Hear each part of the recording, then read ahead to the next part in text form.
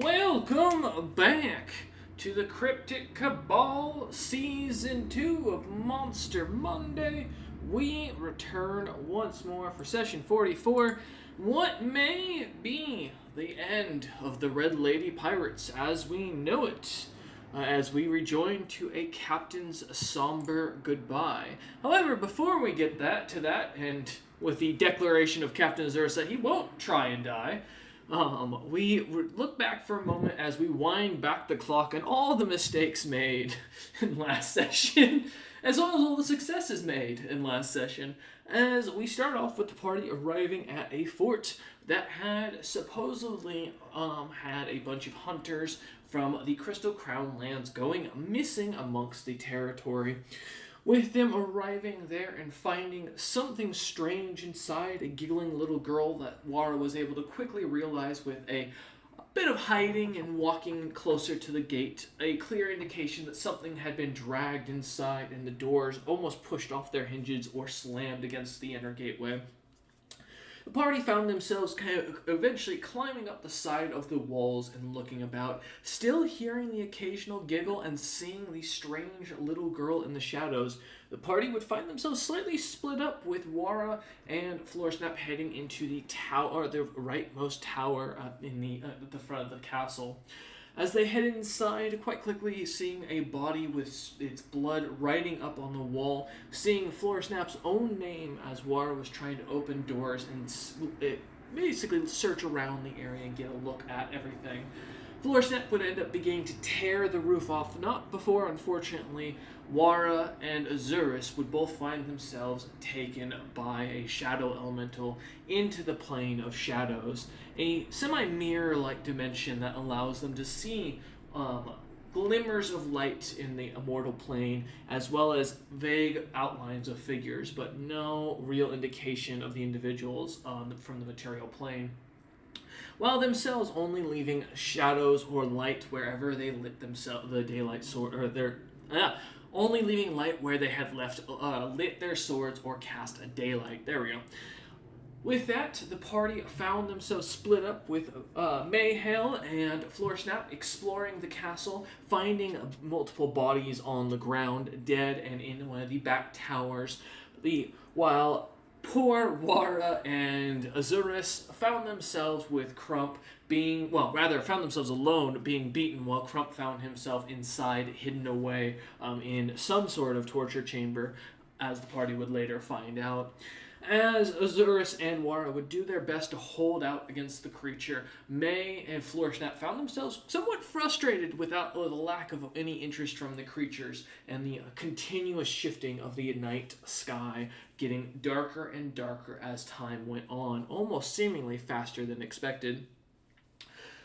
However, as we come to the end of the session, as Wara and Captain Azurus managed to fend off the shadow elementals for the moment, the two of them would go to find Crump inside one of the lower ends of the tower, looking inside and seeing a magic circle made from blood with multiple bodaks christened on crosses kind of surrounding the circle, and a black gestating orb of something centered in the center of the room, just floating there as the three of them entered the room. Meanwhile, May and Floresnap managed to pin down the old Elder Shadow Elemental, killing it, at least from their perspective, almost instantly, as Floresnap used his telekinesis to crush the creatures to the ground, refusing to let them go through and escape his grasp. As we return back once again to the year 65,008, the month of the crowning, or November, the 11th day, around mid-evening, though at this point it's around roughly about 6:30, I think is what we left it off at. The sun's still slightly up, but it is beginning to set and the shadows are starting to grow longer. As we return back, still in initiative round 3, keeping that going in the background for the time being. We broke out of initiative, I apologize, as of the end of last session, as we split between the two. Now, before we jump over to Wara and Azurus and Crump, who are left on very little HP currently, not doing the greatest, we're going to jump to May and Floresnap, who find themselves in the back right area of this castle. This tower seemingly having a bunch of dead bodies in it. Thankfully, the roof having been removed glimmers slightly with a bit of sunlight, but the shadows are getting longer as you look about, and the bodies themselves are beginning to sprout what looks to be glimmering eyes as time goes on. May and Floresnap, what would you like to do? Good. I'm just gonna start eye lasering the bodies. Okay. Which sets them on fire. Okay. Alright. Is it ranged touch attack, I assume? Yeah. Alright, roll for it. Let's see what you got. Alright. As you turn, fire kind of glowing from your eyes as the candles brighten and glimmer. I need to double check something real fast. Oh.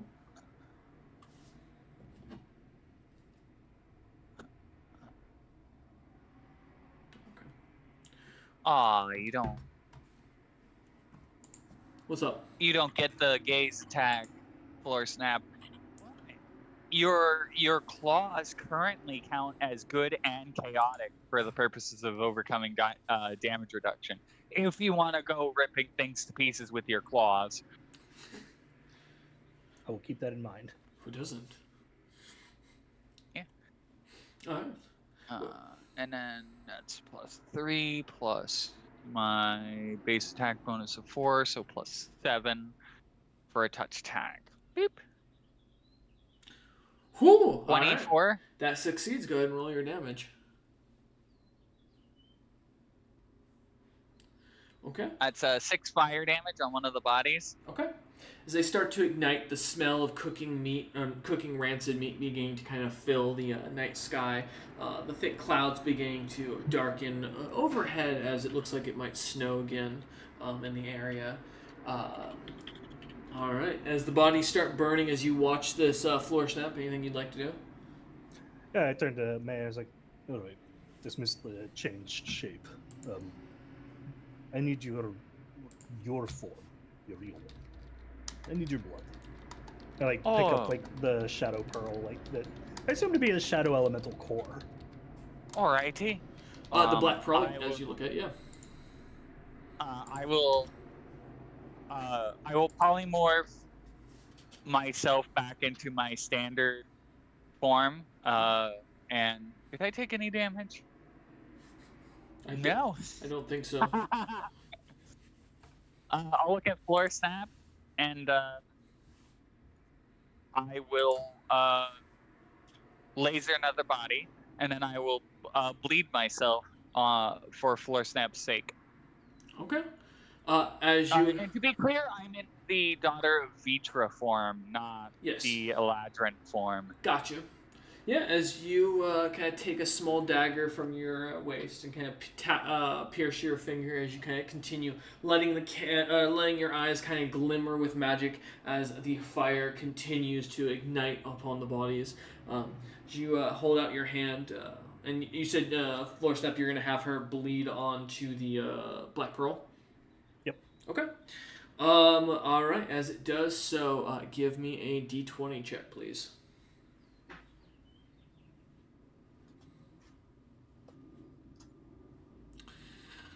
Pretty good. Watch May's blood kind of drip over it. The black pearl kind of glimmers for a second.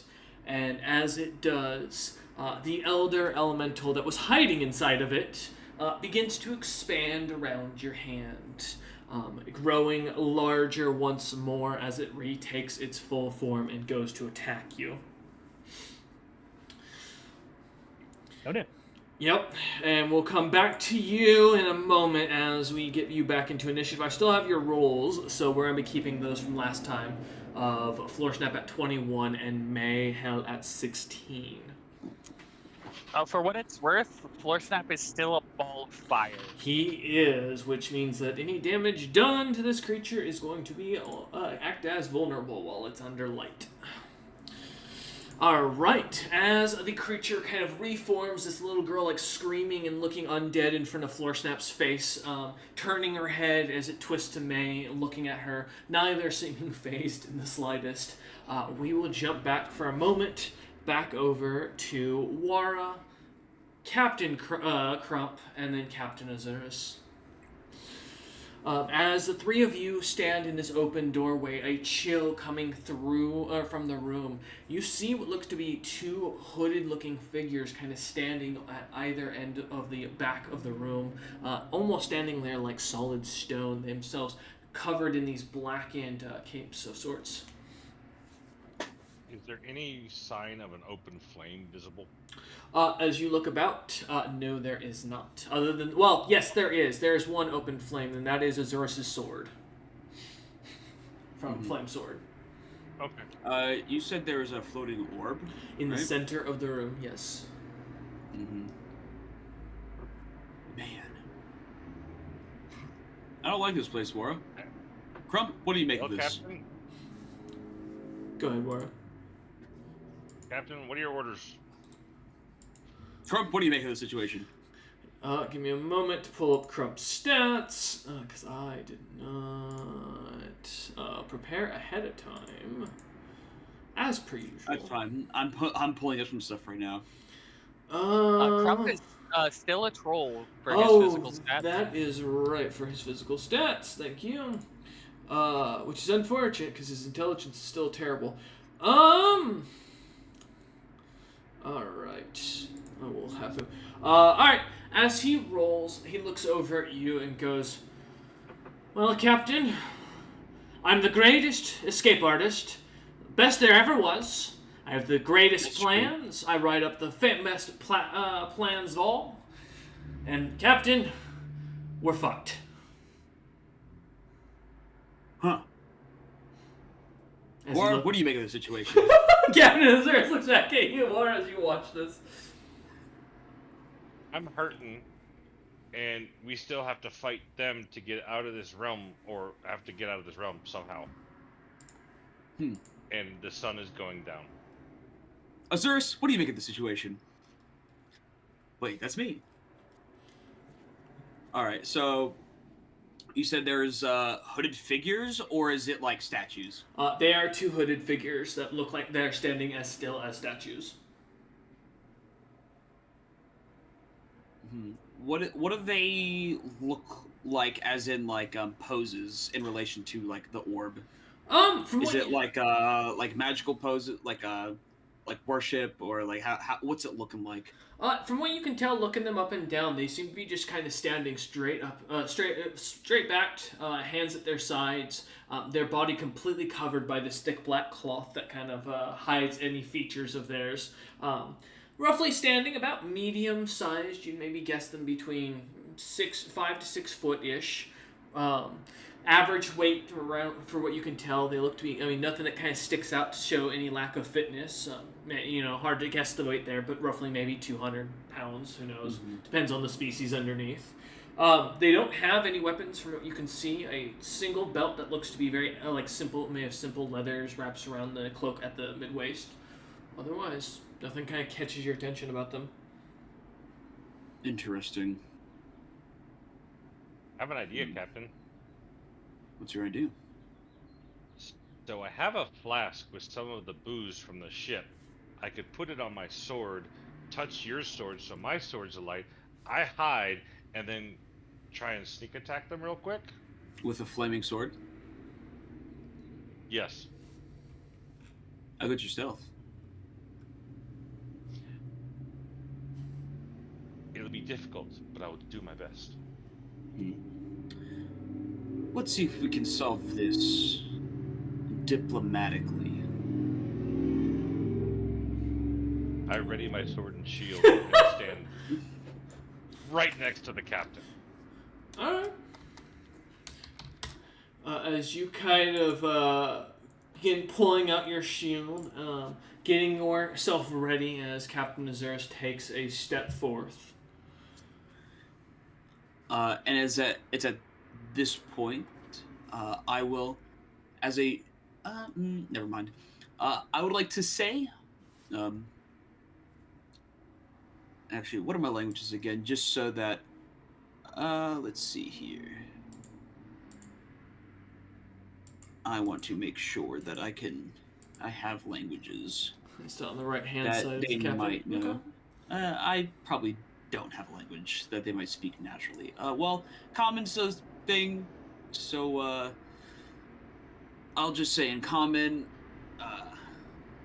hello, denizens of this realm, I assume.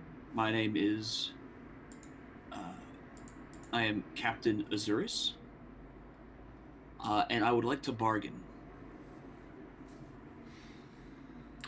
Creature kind of, as Wara kind of readies himself, Crump kind of taking a step behind you and Wara as he kind of puts himself a little bit behind Wara more than you, trying to avoid being hit. One of the figures, cloaked figure, slightly moves and twitches, almost at like a bird, quickly as the cloaked head turns your direction. And you hear a very long and lispy voice go, "We are those long forgotten. So shall you by the end of your bargains." Do you wish to remain forgotten? The other one kind of slightly turns its head, and you hear the sound of stone grinding on stone as it does, as it comes to a stop and looks at you. Its features still shadowed beneath the cloak, and goes, "We do not choose when we are unforgotten and when the world will perish." Uh-oh. You do not choose when you will be unforgotten and when the world will perish. Well, You, as they both whisper to the say. captain, Oh, go ahead, Warren. I think these are the moron, Mormon, Morin people thingies. you said a lot of words that didn't make any sense. I think they're the Morin people thingies. I call them the moron, Morin. But What's a they're the Mormon? Morin. I don't know, but that's what sticks in my head. It's a person who likes boats a lot. Hey, that's me. Are they reminiscent of a Morn, or are they like super cloaked and are like not really that visible? Neither of them seem to have any visible features to them, which, from what you've seen of the two times you've met with a Morin, being, I believe, Jakix, he seemed to always show somewhat of a feature of his glimmering red eyes each time to kind of signify it's him, or his cat ears. So. And the other golden, right? Yep. So. Well. Everyone has a price. What's yours? I'm a genie. I kind of live for the wish granting. As you mention that, you begin to hear a deep and guttural chant beginning as the orb begins to pulsate and the liquid inside it jostles, almost as if a droplet has hit it, continuing to create smaller waves. You feel the ground beginning to lightly shake with the guttural singing, and you hear both figures go, "What we want. Our masters wish for you to be the sacrifices for their rebirth." As you see the cloaked hands go up, and one looks to be a blackened tentacle, while the other looks to have a stony fist, as they begin to join in the guttural chanting.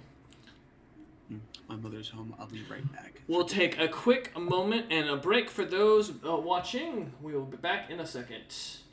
All right, as Zurus, as you look at this, the ground beginning to quake, the chanting beginning, Wara readied at your side, Crump slightly crouched down behind Wara. What would you like to do? Let me refresh myself on the daylight spell once more. Oh, okay. Let's see.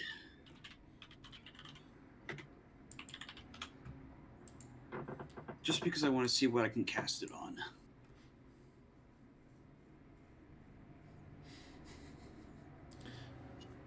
Oh no.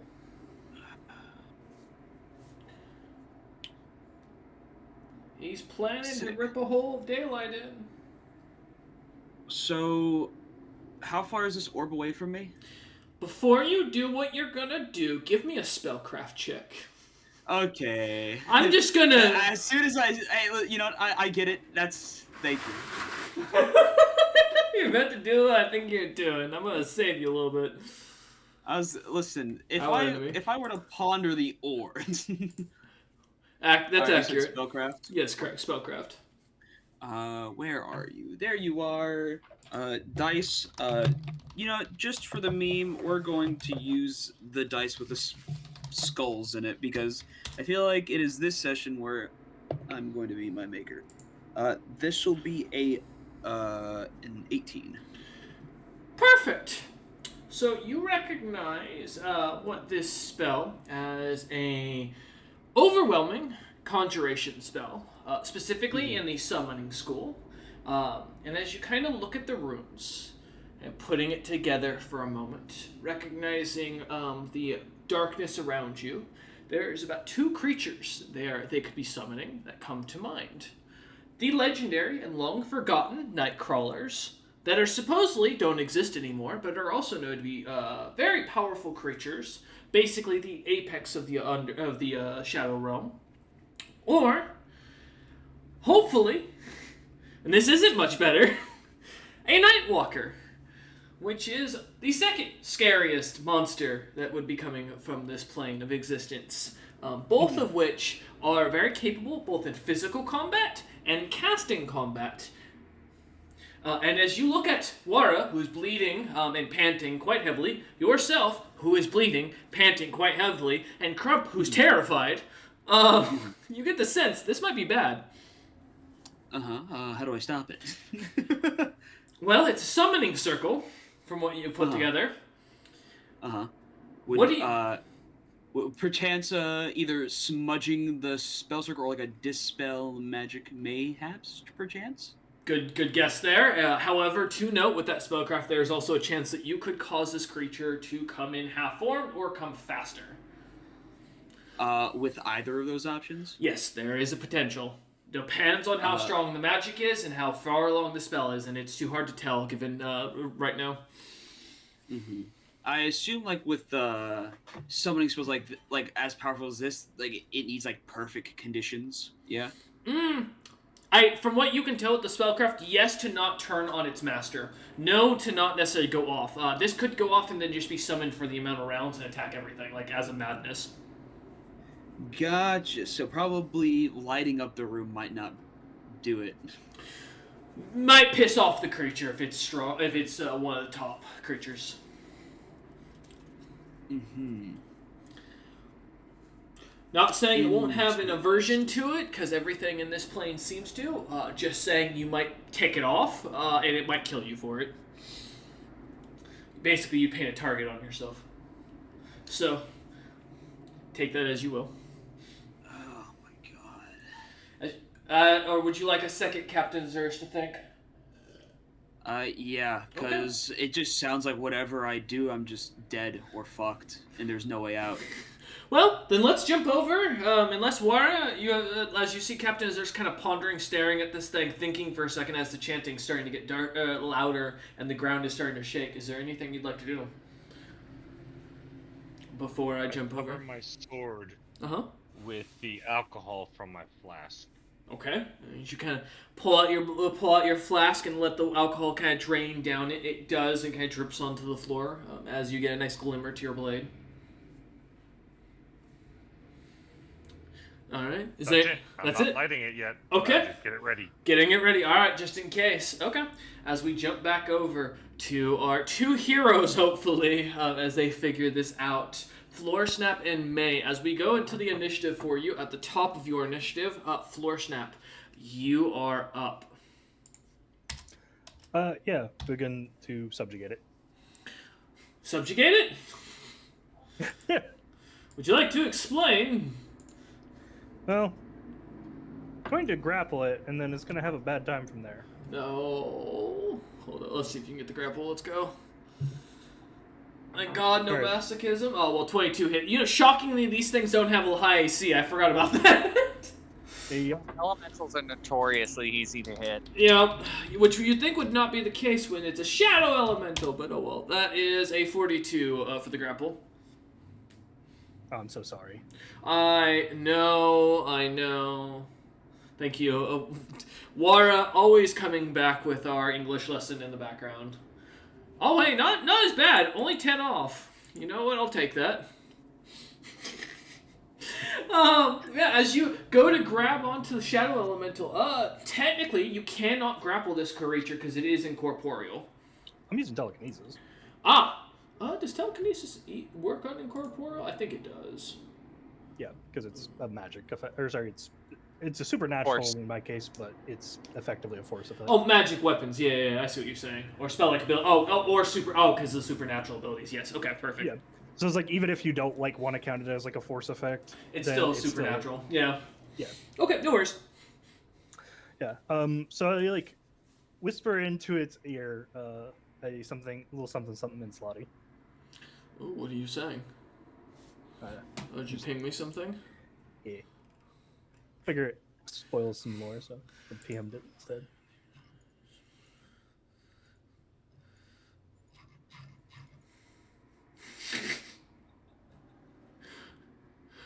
Interesting. Give me an intimidation check.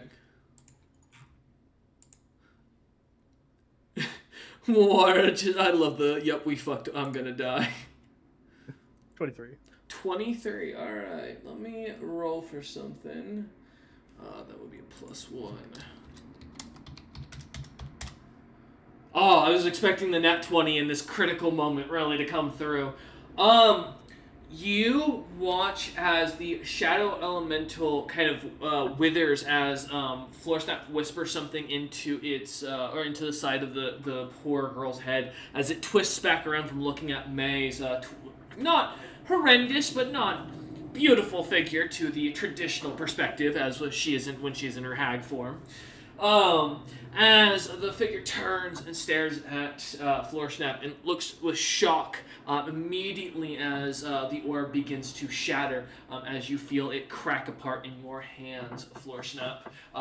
As it does, shattering apart, the dust or the pearl grinds almost to a dust as it filters away, the girl's body and magic seemingly vanishing. Congratulations, you just scared an elemental into killing itself. It was so afraid of serving you that it would rather die, and you terrified it. It was gonna eat on. I just gotta like dust my hands off, like point to like the second elemental core, and say, "No, you." Let's see. Roll me another. Well, you did not hear. Well, here actually, I'll roll for its listen check. Oh god, it has a +29. Oh no. Oh, well, there's the near nat 20. That was the wrong time as you look over and you see the thing crack just as quickly. Fucking Christ! You have scared these elementals. And I have even worse news. Floorsnap and May, give me a spellcraft check, both of you. 31. 31, okay. And then May, let's see what you got. No, it was the correct time. 19. Okay. As the two of you kind of try to feel for the magic to see if there's any sense of anything left, the worst news possible. May, you don't feel much as you're more upset that the two pearls cracked and now you have nothing to eat. Seeing the dust filter away and fly off to be nothing to remaining.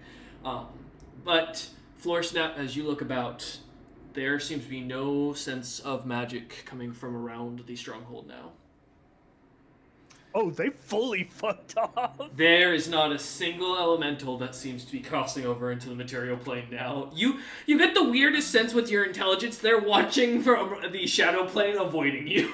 No. Jesus Christ. I just got blacklisted from a whole fucking dimension. Well, at least here you did. As this happens, kind of leaving you two standing there for a moment, is there anything, May, you would like to do after you see Floorsnap kind of do this? I'm gonna gather the cracked crystal stuff. I'm gonna mix it with my blood, and then I'm gonna find a wall. Okay.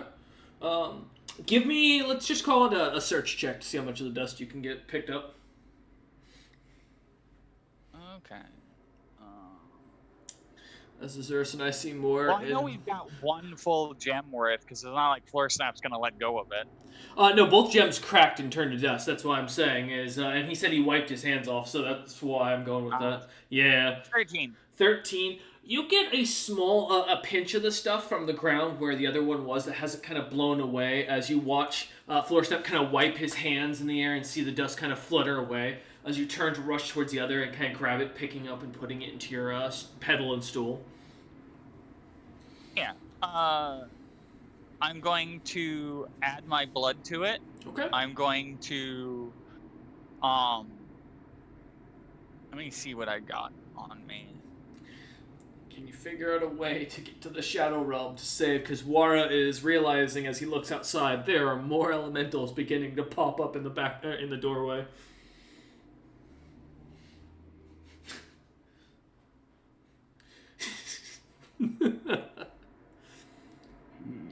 Wara writing his own narrative, so I don't even have to do the work here. Oh gosh. And desperation. What you thinking? So I had the Shadow Elemental gems in there. Mm-hmm. I will then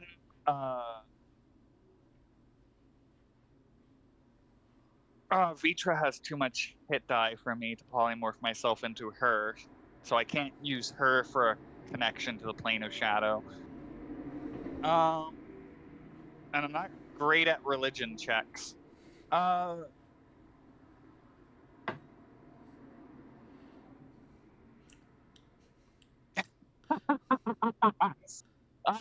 What? Azurus, you're a natural outsider?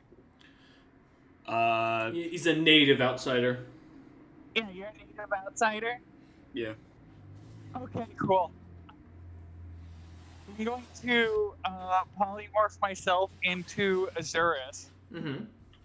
I'm gonna take some of my Azurus blood and mix it in there, and I'm gonna mix it together, and I'm going to use it as a reagent. And I guess I'm gonna spend my divine point for this. Okay. I'd like to use a very specific summoning spell to summon an outsider to me. I didn't know that Jin could bleed. Let me double check something. And also, if I do, when did you get my blood? I turned into you, and then I'm bleeding myself. That's how Interesting. polymorph works. Technically, I hate to be this guy. Native or outsiders, regardless of nativity, like whatever plane they come from, do not bleed. So technically, there's not any liquid that comes out of him. Then You I can will probably use a use strand of hair. skin. Mm-hmm. Then I will use skin and hair. Yeah. Okay, that works. I just want to make it clear because I was like, if this is a specific thing that says blood, like that there. All right. And the plan is you're gonna. What are you summoning? Out of curiosity. I'm summoning Azurus. He's an outsider. Okay. All right. Let's see. Let me double check something. Because I gotta check. I think there is a spell for this.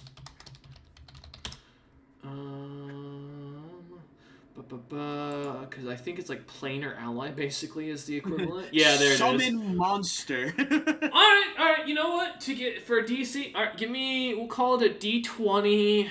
We'll do a +1 for your divinity point here. Let's see what you got. This is within reason to do so.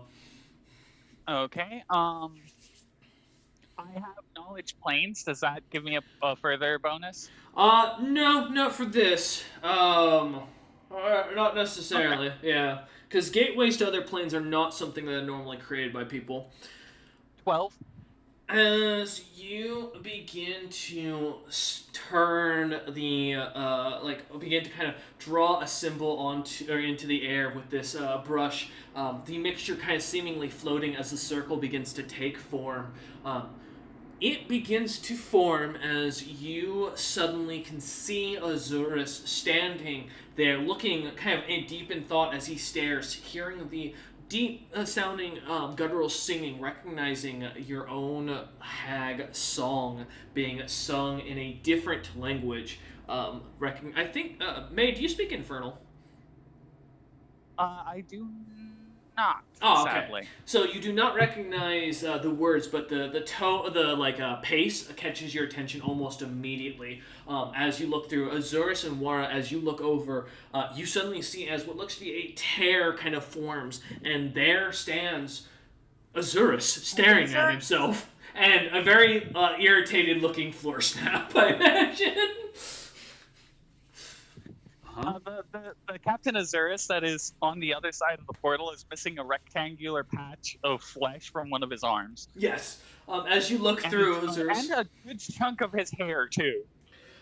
As you look through, May, you can see, and Floorsnap seeing into the tear, this, what looks to be almost a couple of the Bodaks at the angle that are up on these crosses with their blood kind of dripping off of them from where these nails seem to have driven them in and stuck them to the cross. What looks to be looking down to some sort of circular thing on the ground, which doesn't take much intelligence to realize that they're staring at a spell circle from what you can tell. How far is the portal from me? About, I'd say, 10 feet to your right. I grab the captain and Crump and start running to the portal. Okay. Azurus, are you going to fight this?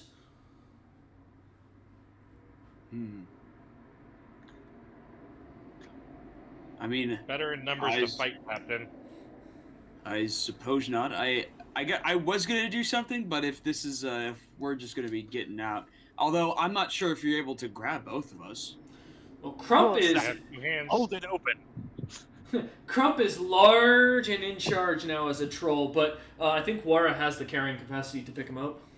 Because I know I'm 1,000 pounds.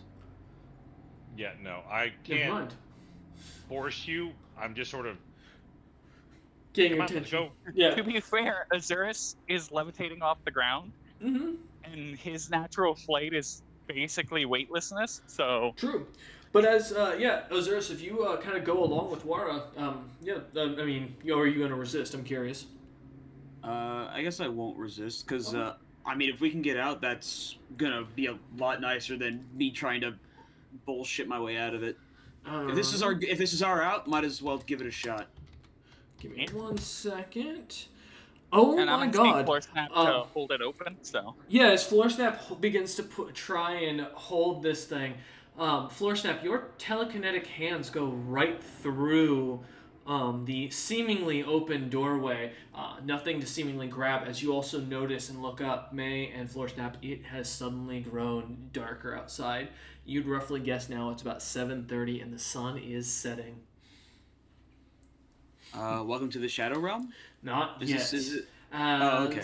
Wara and Azurus and Crump come rushing over to the doorway. Wara, as you put your hands up against this seemingly open portal, it goes right through and does not touch the outside. As you realize, this seems to be some sort of open communication window that May has created, not a proper doorway. Yeah, it would have been too easy. Azurus just stares at it with disapproval in his eyes. Alright. You got any advice for Shadow Realm summoning circles and shit? Yeah, break it. Ah, excellent. I guess Eye of the Hurricane. Oh! That's pretty good. Wait a minute. Give me a second. Yeah, listen, if I'm not going to be able to scratch out that out, at least I'm going to make sure these casters can't concentrate. Oh, let's take a look at that spell. Oh yeah, because if As you my uncle said that, I disharmonize touched them, my sword to Captain Azurus to light my sword on fire. I've been waiting. Listen, there is no other spell I've been waiting for a good time to use than Eye of the Hurricane, because that's just so me. Yeah. And I will say to you as you begin casting, if you get stuck in there, try and contact my mother. She's the only person I know can freely travel between the Shadow Realm and the mortal plane. I'm May, by the way. Oh. Hockey like a hurricane. All right. So everyone needs to give me a fortitude save. I mean, we don't. Well, yeah, sorry. Wara, yeah, my apologies. Wara and Azurus and Crump need to all give me saves. Well, it's my spell. I'm good. Because it centers it leaves on you me. in. Yeah, you leaves. That helps. Okay. There is a 10-foot radius of quiet area, like that, like the eye of the hurricane. Oh! There is nothing centered on me. Then never mind, Wara, you do not need to roll, neither does Crump. Okay, perfect. If it's a 10-foot, okay, I see that. Alright. As you begin to watch the wind blowing, the screams from the Bodaks as they begin to get ripped apart by the wind, tearing into their bodies as their blood begins to glimmer and hit all of the wall. Wara kind of pushing his sword up against yours, Azurus, as it takes fire from your spell, kind of igniting almost immediately as he holds it up in front of him, ready to fight. Floorsnap and May, you see as the room goes kind of almost around the party, completely impossible to see as winds start picking up and a thick dust kind of surrounds them. These sounds of choking, but the hag singing continues. And I'm going to make 2 fortitude saves for my little casters here. Let's see what they can do. Oh man, for 2 casters, you're going to be shocked about their abilities to roll this. For Fortitude with a +4, I assume an 11 and a 7 do not succeed. No, not at all. Perfect! They will take, alright, let's see, so they are both medium, so they'll take up to, do you want to roll your 1d4 worth of damage? Yes, I would love to. And it's per, 10 feet traveled? Yep, and then so I'll need another d4 as well for the times 10 feet away that they get pushed. Alright, so first off, they get thrown 40 feet, so... Okay. And that is a 3. 3 points? Yeah, for every 10 foot, and they got flown 40 feet. Okay, so 12. Alright, got you. So as they hit the wall, slamming into it, you hear as both of the cloaked figures cry out, and the singing goes silent. And as it eerily begins to go quiet, nothing but the wind rushing about, the ground begins to rumble. Mash. And you begin to hear the Bodak's last scream as each of them falls dead. Thankfully, thanks to your damage, as they are sent flying. As the magic circle begins to wetten and glow, the orb beginning to pulsate further, though unfortunately, as it is now fully concealed due to the dust you've kicked up, you don't see nothing. Unless either of you have something that works for concealment for sight, which I doubt, but I figure I'll ask. Nah, I'm good. No? Wara? I'm taking a look. Alright. Yes, man? What were you going to say? I guess see invisibility wouldn't help here. No. I think technically the closest thing would be like true sight, or if you have tremor sense or blind sight. Well, neither would work because it's across the dimension. Oh, no, I'm talking about for them because they're in the room with whatever's happening. Yeah, Xeris has see invisibility, so... Oh, gotcha. Yeah, I just don't know. Does see invisibility work through full concealment? I got nothing. No, I didn't think so. I thought it was only word magic, right? Yeah, it's only against magical invisibility. Mm-hmm. Yeah, alright, sadly, no. Okay, nothing for you. Alright, Wara.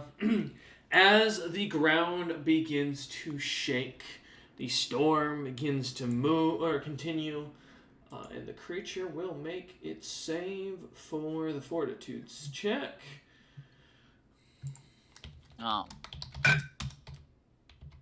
Yeah, and for the record, I'm gonna polymorph myself back into my normal form while this is happening. Okay. So you change back into your normal Fearin form? Fearin form. I'm gonna go into my fireball form actually, because I want to give more light to people. The same one that you technically left originally left Floor Snap in. Yeah, I got you. As the ground begins to shake, something massive makes the entirety of the building move and shake, like almost bounce Wara and Azurus as you feel the ground shake heavily. Something landing on it that sounds gargantuan as the ceiling seems to crack above you and you start to see the dark night sky through the eye of the hurricane. Yeah, so it looks like I didn't have enough time to do what I wanted to do. So, as we go to the top of the initiative in this situation, just to do a tracker for myself, you guys aren't technically in combat as of yet. Well, Captain, it's been fun. Let's go out having some fun, shall we? As Azurus says this, Wara, you're up first in the initiative as Azurus mentions this. Is there anything you'd like to do? I'm gonna get ready for when the hurricane stops. Okay. And I can actually see the target. But I am gonna stay in a somewhat defensive stance, in a 3-point stance, 2 feet, and the shield half covering me, half covering Azurus. Okay. All right. As you move the shield between the two of you and get yourself ready, looking off to where the movement was could be felt, getting yourself ready as you do. All right. Shield glimmering. How long does daylight, by the way, last? I forget. Either hurricane or daylight. Daylight lasts for 10 minutes a level, and since I'm level 9, it'd be 90 minutes. Okay, so water is still glimmering with daylight. Perfect. Oh, daylight I cast on the coin that was outside. Oh, that's right. What was it you cast on your shield, Wara? No, you just caught the sunlight. Never mind. That was right. I just reflected it with my shield. That's right. Yeah, that's right. Okay, perfect. Never mind. Okay. Wanted to make sure I was right in that. All right, perfect. All right, as Wara's shield kind of half blocking the two of you as he readies himself, staring, fangs at out, a deep guttural growl kind of coming from Wara as he feels something dangerous coming. All right. Floor Snap, you're next up in the initiative here, as you can see and tell something's going on as Wara has gone full into battle mode and is tensing up as he gets himself ready. And with how the two of them look, this is not looking like a pretty fight. Yep. I might try and glance around the courtyard to see if anything is mimicking the site of their battle. As you look over, you do see with the roof off. Actually, you do notice that the shadow from the sunlight, from the little left sunlight that there is, where the roof seems to have torn off in their dimension, does not seem to have a shadow on the bricks that are kind of where they are stationary. It's almost as if what happens in the shadow realm only affects the shadows, but yet can be seen and reflected in the material plane. But you can give me a search check for anything else. Let's see what you got. Sorry. I might have confused myself by overthinking. It's basically the material world affects the shadow realm, but the shadow realm doesn't affect the material realm. No, the shadow realm seems to affect the material realm in the sense that where the roof would be in the shadow realm is gone. In the material plane, while it's still there, as you look over, there's no shadow that should be there. It's almost as if the shadow has completely been removed. So from your perspective, it seems that whatever happens in the shadow realm removes or affects the material plane. Gotcha. At least from a quick glance. That's the exact opposite. Yeah, that's the exact opposite of what I wanted. I know, right? But if you want to give me a search check to see if you can see anything else, go ahead. 23. 23. As you look about, kind of thinking about it for a second, the tower next to you is the tower that they're in, seemingly. If there's an orb over there, there should be some sort of thing in, from what you can tell on this side. I mean, there has to be at least some sort of sign. I mean, the corpses were here for the little girl. in theory, there should be something inside that area that should have either the Bodex or hopefully a spell circle that you can interact with as you kind of look about. It's the first thing that kind of comes to mind from what you can see in the imagery. Gotcha. How far away is the tower? Through the wall or going around? Oh, I'm just going to start breaking the tower. Oh, if you're just going through, about 20 feet in front of you for the room. Okay. Yeah, I'm just kind of like rip the tower apart. All right. Give me a telekinesis attack on it just to see if you can hit this hardness of stone, which is an AC of 5, or I believe 8, something like that. So see if you roll on that one. I didn't. Ah, congrats. Yeah, as you start slamming into it, you can roll me damage for your telekinesis to see how much of this wall is going to go crumbling down real quick. As you slam into it with your invisible hands. Might be more productive if I just do like a raw strength check to break it. I'll drink that as well.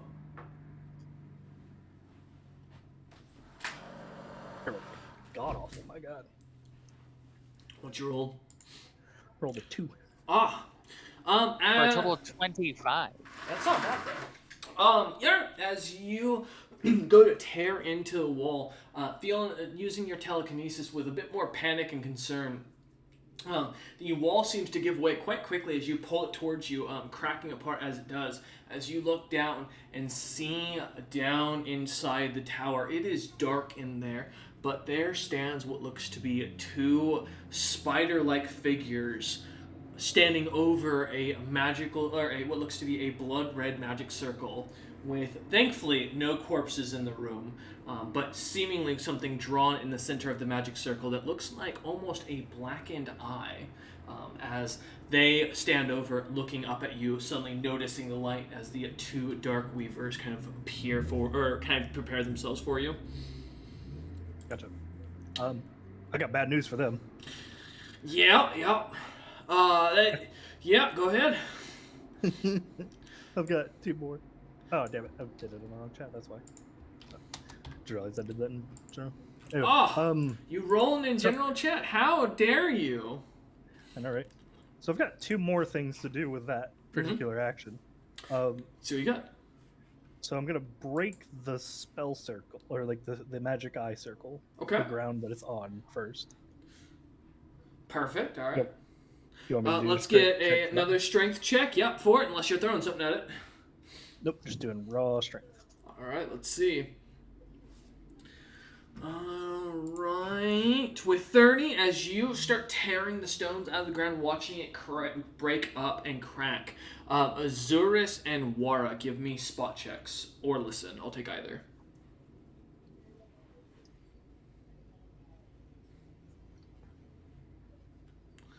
Just as a quick aside, do these creatures look like undead, or do they look not undead?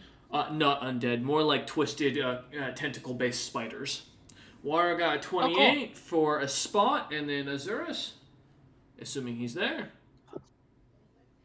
Yeah. Spot or listen? A 24 listen. Cool. As the 2 of you listening and watching notice the movement in the room begins to become a bit more sporadic, whatever the creature seemingly coming through that orb or that has landed in the room seems to be reacting to whatever the sounds are that you hear from Floorsnap as he tears into the stone circle in the material plane. All right, Floorsnap. As we go back to your turn, as you still said you had one more action, right? Yep. Right. The next one is just going to be dropping what remains of the tower on top of them. When you say you're gonna tear the roof off and drop it down? Yeah. DC 35 strength check, by the way. What do you mean? First off, I set the checks, but secondly, what? Why is there an established check? For a masonry, like solid built masonry, it's a DC 35 strength check to go through it. Oh, well, I appreciate that. Yeah, give me a strength check to see if you can first lift the roof off, and then secondly, I guess really you don't have to give me a second check at that point because it's just gonna be dropping. Yeah, I'm just breaking the roof. This presumes that the wall is only a foot thick. By the way. No, I got you.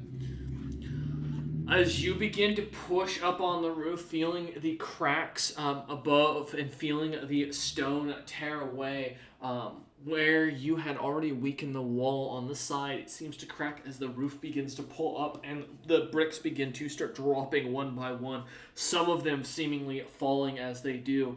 But the roof seems to stay strong and does not fully come off.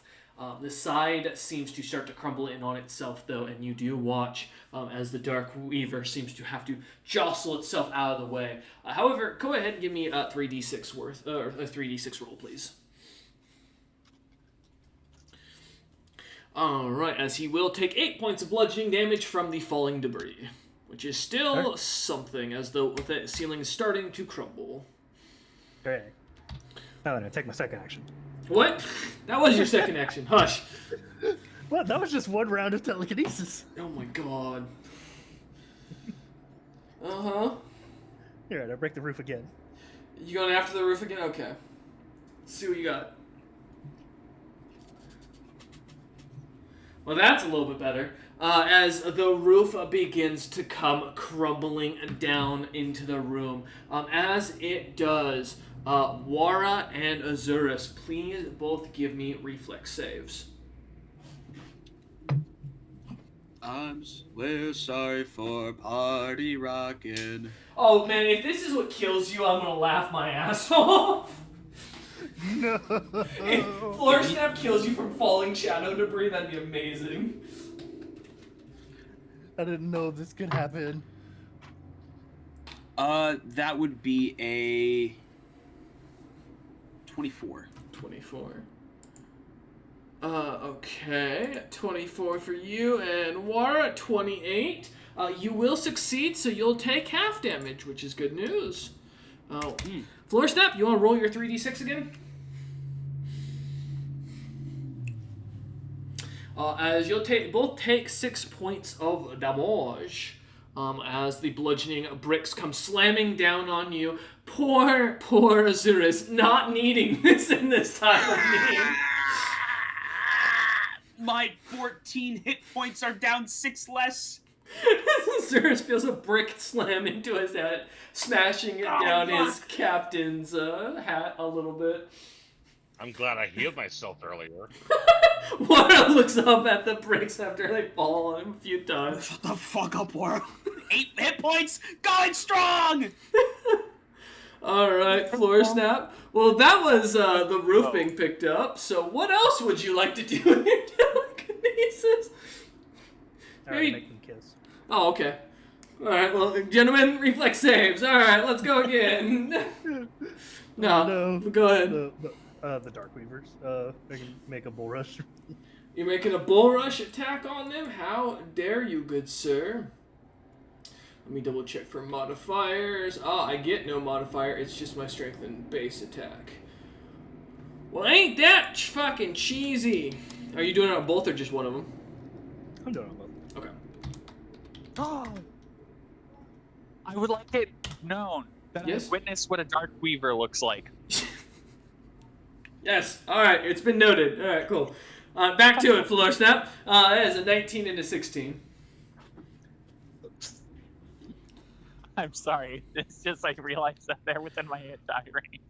Well, hey, good news. They're not dead. Bad news. Both of them are on less than 10 HP. Holy Jesus, Floor Snap. No. No. Oh no, it's for them individually because I would have to do them as separate entities. Oh, that helps me a lot then. All right. Well, so, one is smushed. If it means anything, they technically have DR5 magic. They do, that's why the other one's alive. Oh, okay. Yeah, that's why it's very important. As you smush the other one with the bricks from the roof. However, I have unfortunate news. So, Wara or Azurus, heads or tails? Tails. Call it. All right, come here. fantastic. So fucked. All right, tails, you called it. Let's see. Well, I have bad news, Azurus. Oh no. Azurus, I need a reflex save. Or sorry, fortitude save. My apologies. Oh, that's much better. Yeah, my apologies. That'll be a 19. Good news! You saved, so you only take half of 188 damage. What? As This is bullshit! you feel the pain of a spell called Pain well, Power. As What the you, Azurus, begin to feel bricks slamming into your body as you are suddenly being abashed by something. Looking about as the brick smacks you in the face, everything going dark as you just see looking up at Warren and Crump, who look shocked and surprised as you drop. It also means your spell drops, sir. So the hurricane vanishes, and poor Wara is about to see a terrifying figure. The spell keeps going. It's not a concentration. Is it not? I thought hurricane was concentration. Nope, it's just straight 1 round per level, so it's there for 9 rounds. Yeah, it doesn't end when I end. Interesting. Okay. Well, that helps then. Hey, good news, Wara. You don't have to roll a save for being driven to insanity. Azurus is in a Family Guy death pose. But I do have bad news. Wara? Oh, actually, no, I don't, because I couldn't. Never mind. Never mind. All right, we're good. I didn't get that spell off on you earlier. ADM, Yes. is Azurus straight up dead? No, I don't run the damage over. I run the, like, if you go down, it doesn't matter how much damage. It's if they damage you after that, it counts as a failed save. Okay, cool. Because Yeah. as soon as Azurus dies, my vision on him goes elsewhere or ends. 'Cause Yep. he's the one I'm tied to. Yep, I'm familiar. Don't worry. No worries. Yep, floor snap though, as you hear from above, as Kesnanok from an island screams in pain suddenly from being hit with a brick to the face, Motherfucker! wondering why he's being hit. Smash cuts to Kaz, who's getting pelted with coconuts. Ah, motherfucker! Floor snap. Bludgeoned to death. As you hear the scream of Azurus come from above, as he as the last moments of his life kind of flash before his eyes, what would you like to do? Well, I'm out of actions, but I do need the remaining Darkweaver to make a resisted trip attempt since I did slam him into the other one. Remind me, trip is a dex save or I can't remember. It's a strength check or dex check, whichever one is higher for you, plus your base attack bonus plus size category. It's like the same thing as the other ones. Okay. It's just dex instead. You have the option of dex over strength if you want. Got you. Yeah. Well, good thing is it's exactly the same modifier regardless. So, all right. And you know what's even better? I don't even have to actually do much, because this thing pretty much factors itself in for the modifier. Yeah, so there we go. That's a 14 for the resistance. I totally succeeded, right? Fuck. You failed by 40, Damn, alright. which doesn't do anything, but damn. So the Darkweaver trips and falls on his face and skids his knee. He's very angry after being beaten nearly to death with a roof of bricks. It's kind of worse because he's falling into his pulverized friend. Yeah. I wrapped him in. If he had feelings, this would really hurt them. I guess there's a reason why I'm disbarred from the Shadow Realm. Right. Alright. Well, that Shadow Elemental had killed itself, so it's done. May, you're up!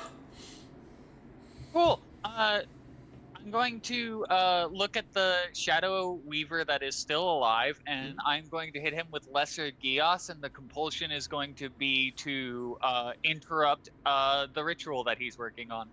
Okay. He has to give me a DC 17 will save. I was gonna say, what kind of save? I am the captain now. Hold on. I actually have to check that.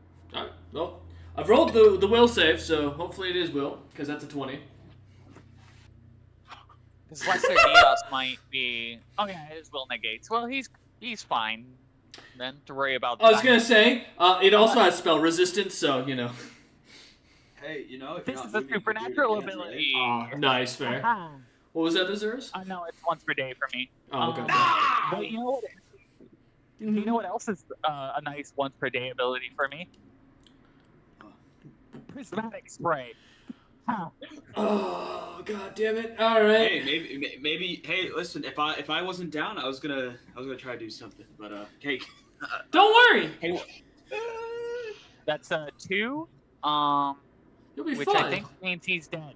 Wait, what? For prismatic spray? Let me look. Because he's gonna take half damage on failure, and if he's really badly hurt, it's gonna kill him. Because that's one of the 3 damaging ones. He takes 40 points of acid damage. If he makes a reflex save, he takes half of that. I'm not acid immune, unfortunately, so this will kill me. Wait, is prismatic spray supernatural?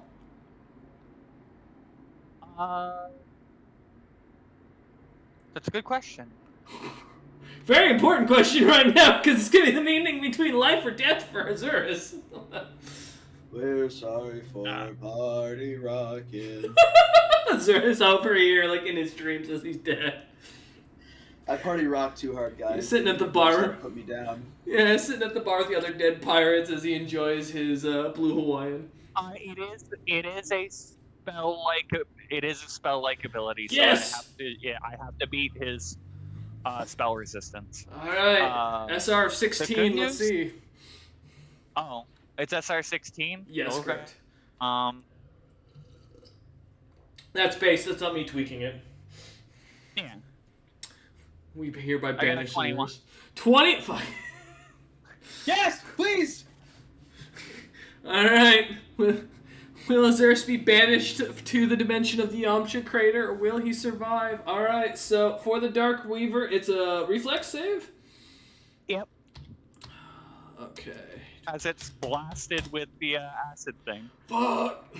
That does not save. That's a full 40 points damage. I got nothing to pull out my ass for that, because I don't have a spell that I can instant use that'll save me from 40 points. I have something I could do for 20. Oh, shit. Alright, as the Weaver is dead. Let me roll something real quick.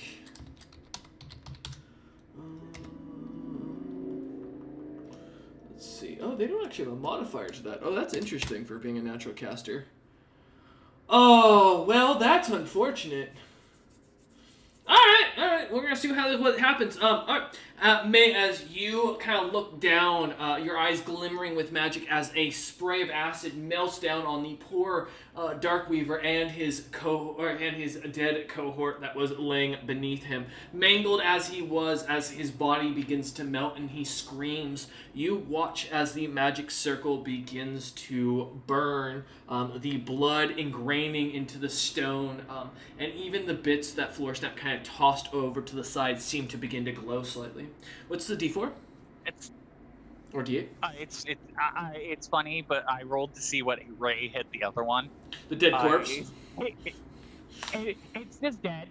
It's the one that save or die. It automatically fails its saving throws because it's dead or unconscious.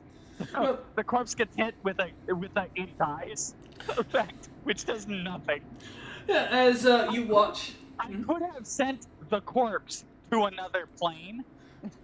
Yeah, as you or watch turned it to stone. The body drop in the Shadow Realm, Wara. We're about to see. Oh wait, no, I can't do it too because of. Never mind. Never mind. I forgot. I didn't get that off on you. Wara is safe, unfortunately, and does not take any damage as the creature, the other weaver or cloaked figure in the Shadow Realm screeches out in pain and drops seemingly unmoving. All right, May, does that end your turn? Yeah, that ends my turn. Perfect.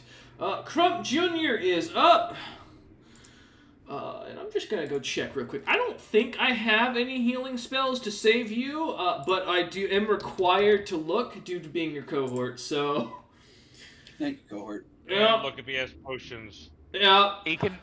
He can make a heal check as well to stabilize. So, if I make a heal check, he'll die. I have a -2.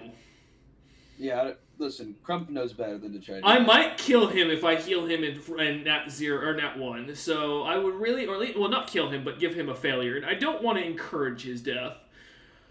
Unfortunately, I mean, I can suggest you shouldn't die. Come on, Azores-kun! Fight! Get back up!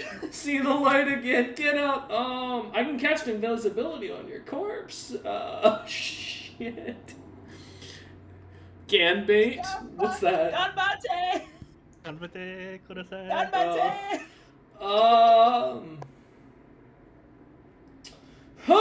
Shit. Like, yeah, legitimately, all his spells are stuff that either damage or debuff. He is not a healer. Do I have any health potions that I've bought? Courtier's Deceiving Kit. I'm out of health potions. Shit. I have 0 listed. Fuck. Quick, feed him troll blood. I mean, technically, if that would work. Do I have alchemy, actually? No, I don't. I legit can't save you here. I might actually kill you if I heal check you. I have a... You know what? Wait, I do have strength. Hold on. Crump is going to look over at Wara as a free action and ask, Wara, do you have any way of healing the captain? Yes. Alright, that answers his question. He is going to pick up the captain and step behind Wara. Thankfully, due to my new form and my strength, I can actually pick your ass up. Yay! Close. Yeah, he's going to pick you up and take a 5-foot step behind Wara completely and duck down as his secondary action, which technically ducking, I think, is not an action, but we'll call it that for now. And he's going to end his turn. Mm-hmm. Put the captain's hand on the back. The back of... Sorry. Put the captain's hand on the back of my leg so he's touching me. Alright! Crump will nod and kind of do so and as he ends his turn. Alright. Well, I have bad news. Those shadow elementals did not just go away. Nah, who'd have thought? I know, right? Like the 3 that you left in the ground back there that are kind of like we're sitting in there stunned. Yeah, I was hoping the daylight might, keep them there for a little bit. You know, it's funny. I've been keeping track of the rounds, and it happens to just be the 3rd round as they are escaping. However, Oh, yeah, I mean, there is daylight, right? Yes, but they're not stunned anymore, which is what matters. They just still can't open portals for 9 minutes. That is true. No portals. So all 3 are going to use their full movement to get up to the castle and then circle around Crump's backside and end their turn. As they can't do anything with the 3 of them, unfortunately. Captain Azurus, please give me a saving throw. You know, strangely enough, this is the first time I ever had to make a saving throw like this. Yeah, it's just a d20 plus... Actually, there's no additive, sadly. It's just a... Don't roll a 1. Yeah, it's just a d20. You need to roll 11 or better to get a success. I rolled a 3. Don't roll. That's 1 failure. You need 3 to die, good Captain Azurus.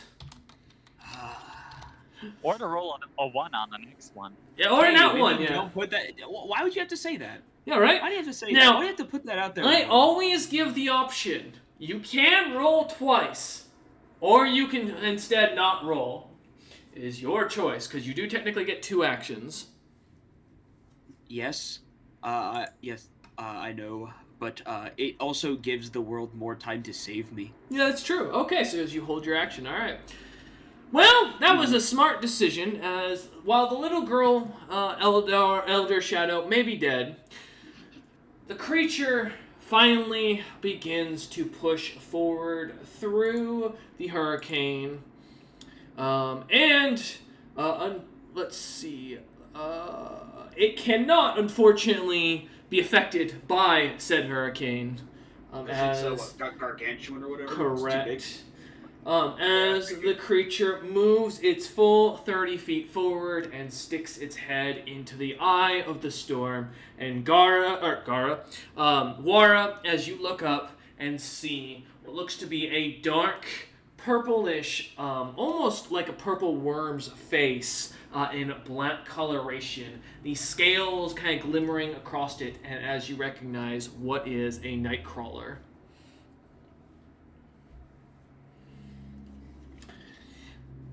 As it moves forward, and I'm sorry to do this to you, Wara, slightly sorry to do this to you, it does still get an attack.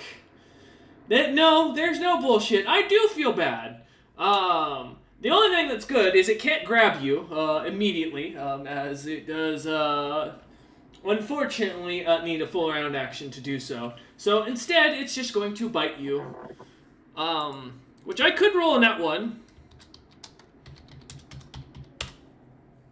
That's a 36 to hit, Wara. So close. So close. I almost lucked out on this. Almost. Thankfully, I did not crit, as it does 28 points. Wow! Holy shit!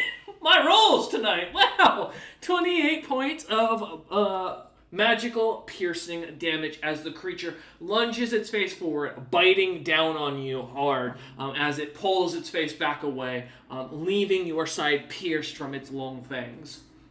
The creature, 7 feet in diameter and seemingly longer than what you can tell. Go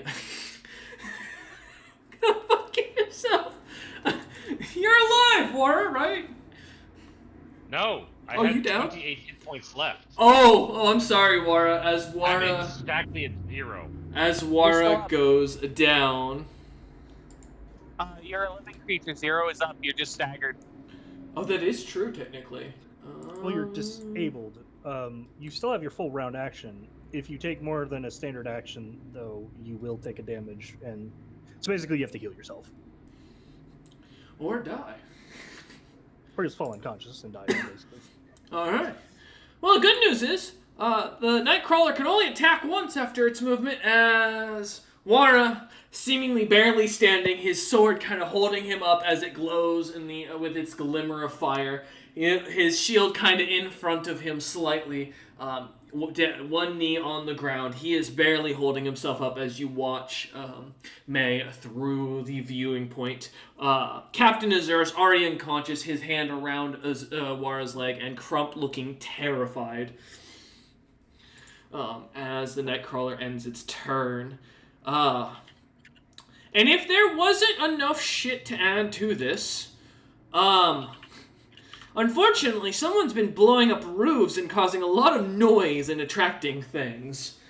And there is something else that you guys were told was living in this area, because you did have another quest, if you recall, as you begin to watch a group of glimmering cinder bugs come flying down towards May, seeing the bright torchlight that May is and being attracted to it. The creatures begin to almost dance around May.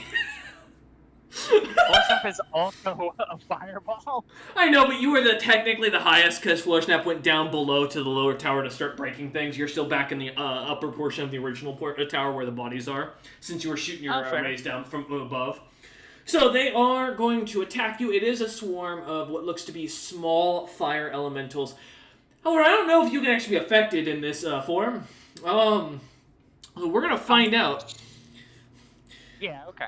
As, wait, is it a full... Oh, they do have to... Oh, never mind. I can't attack you. Because it's a full attack for them as they move up to you. I only have one action left, so that ends their turn. They attack by basically being in your square. They Yes. have independent actions. Yeah, technically, they are going to begin to swarm around you, but technically, because that will end their turn, they can't do their full round action. May, however, as you... May, are you vulnerable to fire? No. Oh, never mind. I'm immune to. I'm straight immune to fire damage. Okay, Floor Snap, I assume you're not vulnerable to fire?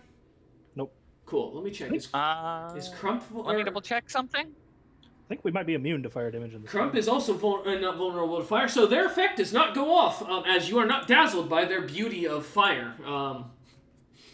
Which I think is kind of interesting, that if you're immune to fire, you aren't dazzled by the beautiful bugs. But hey, we're not going to ask questions here. As the creatures come down and begin to glimmer around you, ending their turn. As the captain dies in death. Back up to the top of the initiative.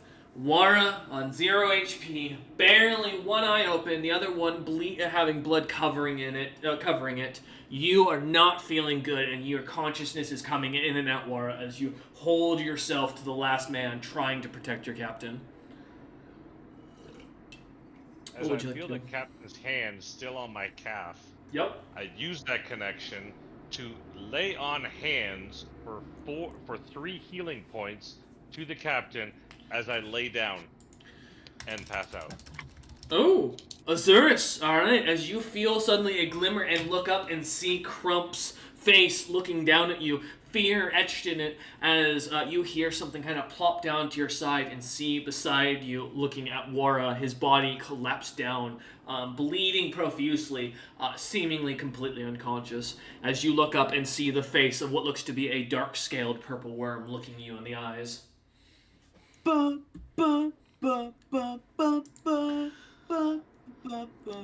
assume I get up.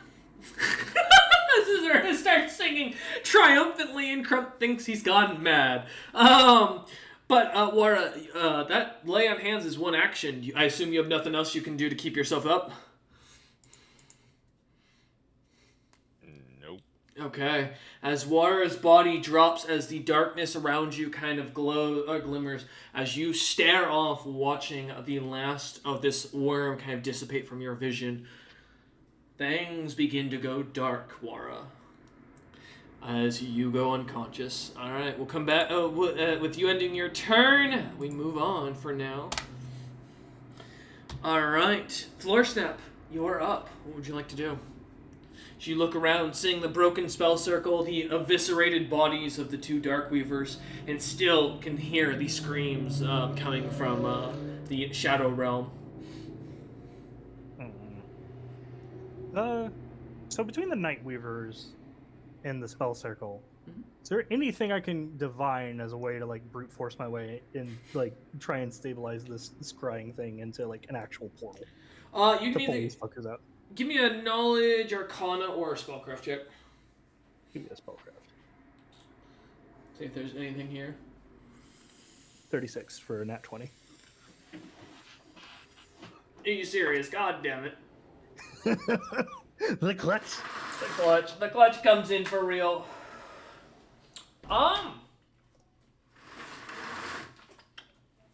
Give me a second, I'm thinking here. Yeah, as you begin to kind of look around the room, you do see the spell itself. It's seemingly ingraining into the stone, having glimmered and burned and melted slightly.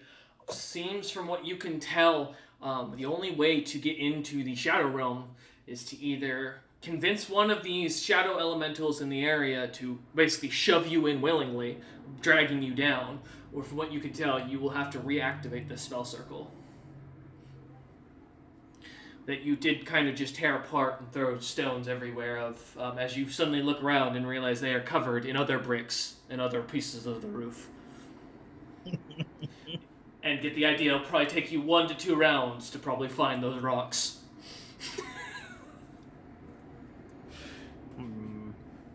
Floor Snap strokes his wizardly beard. Could I redraw it?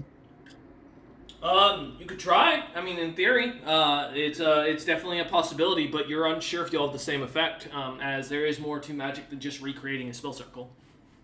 Yeah, I'm just hoping between slotty bullshit and redrawing it, yeah. Be able... Without knowing the spell that they used to create this, it's about 50-50 odds is what you give yourself of this working. Which is better than nothing, I mean, in all honesty. Yeah, my current odds are 0, so...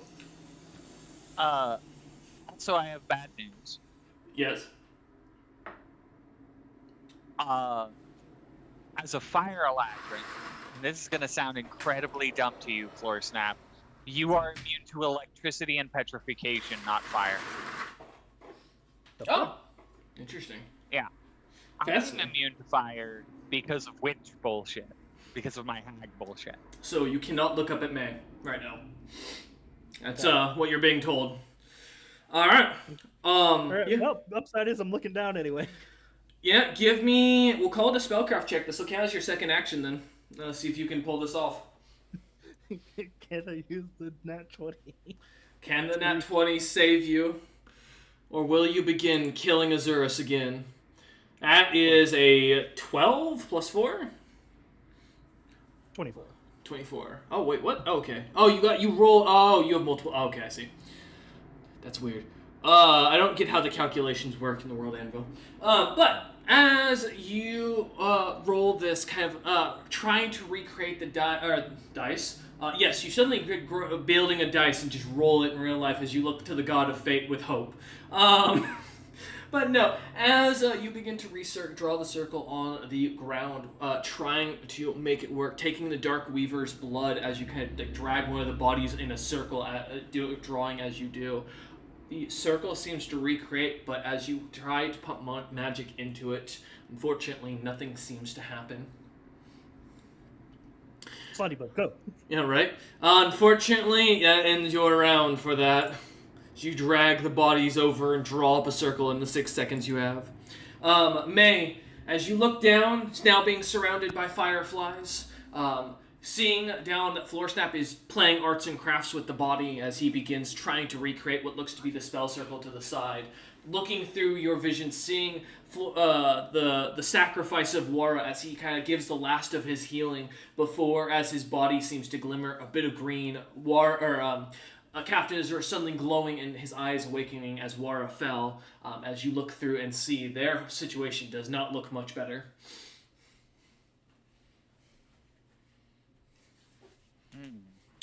What would you like to do? I would like to free action, because I can see the creature, make a knowledge religion check on the Nightcrawler. Ooh, okay. See if I can identify any of its weaknesses to help the captain out. All right, let's see what you got. Religion.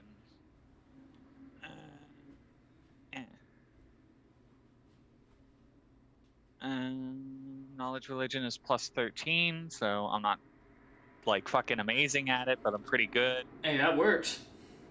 Right now, I think Captain Azurus and Wara need any help they can get. 26. I agree. So yeah, as you think back on it, the books tell that once a champion of Ella Ugbo existed long ago who fought a gargantuan creature such as this, one made of the shadows itself that seemed to embrace what is evil in every right. A creature that almost was the closest thing to pure evil could be. Most often, the creature like this was known to have been defeated simply by the silver-clad magician who was known as the Silver Daylight, an individual who specialized in light magic. With this, realizing this creature is weak against silver, magic, and daylight, specifically. Otherwise, it is basically immune to cold, and extremely resistant to spells. And the last thing from what you'd gather is that they will not get away from this creature once it has their scent. So in a sense, it will continue to chase and attack whatever it had last attacked. So take that as a weakness or a strength, if you will.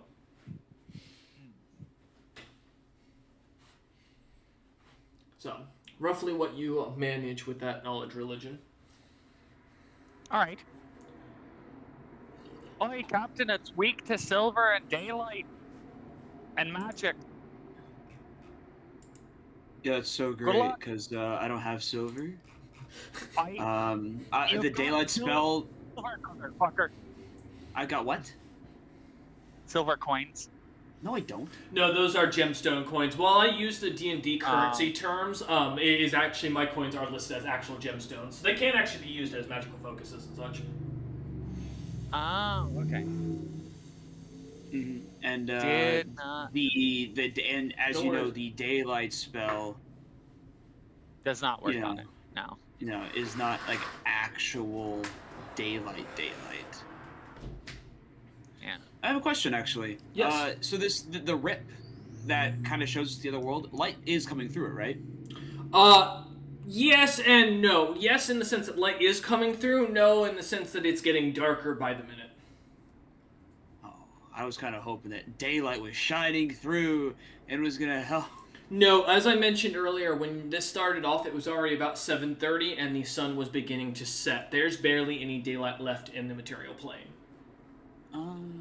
Which is also not good, because as it won't take a high intelligence or wisdom to realize shadow creatures plus darkness means bad. Well, yeah. However, I will put that also to May and Floorsnap and Azurus as as Wara's not conscious. The closer to the midnight it gets, in theory, the easier it should be to get over from the shadow plane to the material plane, as that is when shadow creatures are most notable and strongest. So, not knowing how that works, but just something for your own knowledge as adventurers that you would already know. Mm-hmm. I forgot to bring that up, and I did fully, yeah. It's But fine. with that, May, it is still your turn. What would you like to do now that you've gotten your free action of knowledge religion out of the way?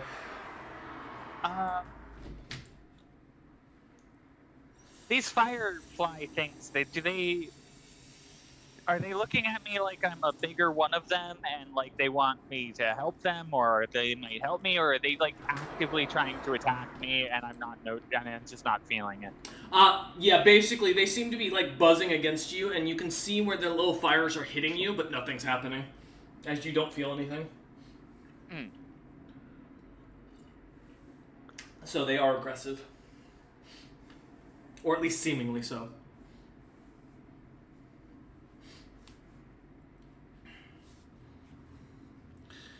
Now is the time for a plan, though, May. If you got something, whip it out.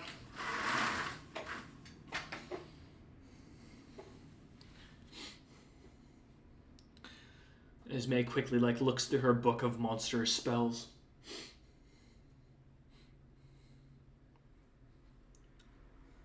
Yeah, that's basically what I'm doing. Hey, I don't think Azurus or War are upset about that in this current moment, given the circumstance, because Floorsnap is desperately trying everything to save them. You've got really no other choice here to do but look at everything. And I will let you know, Crump fully can't get out of this situation either, so, I don't have any spells to escape. I wish I did, but the best I can do is make this thing less intelligent.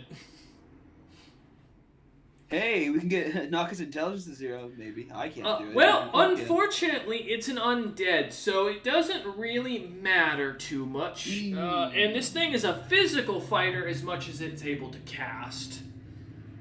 Yeah. Yeah. This is like the end-all, be-all undead monster. Before you get above 20. Well, hey, maybe Kezanok will fight this thing at one point. Yeah, as he sees Azurus' corpse being puppeted by it. I am going to... What are you thinking? I want these creatures off of me. Okay. These little fuckers. Mm-hmm. And they're fire creatures, so Correct. I'm going to make a touch attack against them. Okay.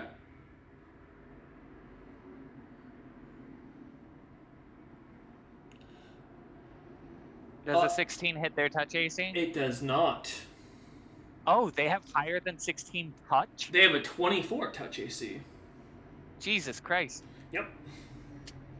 Um, Swarm creatures have scary AC. That's their whole bonus because they're diminutive in size. Well, in this case, fine in size.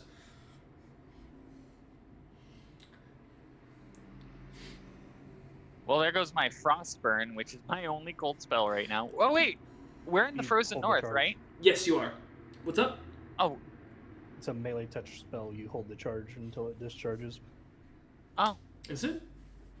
Yeah, when you like melee touch spells are specific in that like they don't go off until you actually touch it to something, Fair enough. or you cast another spell.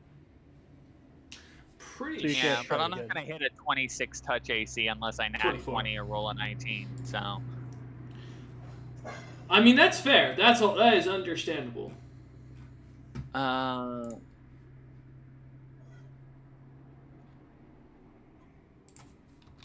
There's 4,000 enemies. You can't touch one.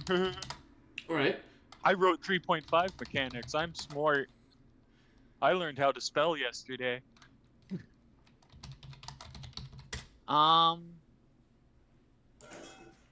They also don't attack.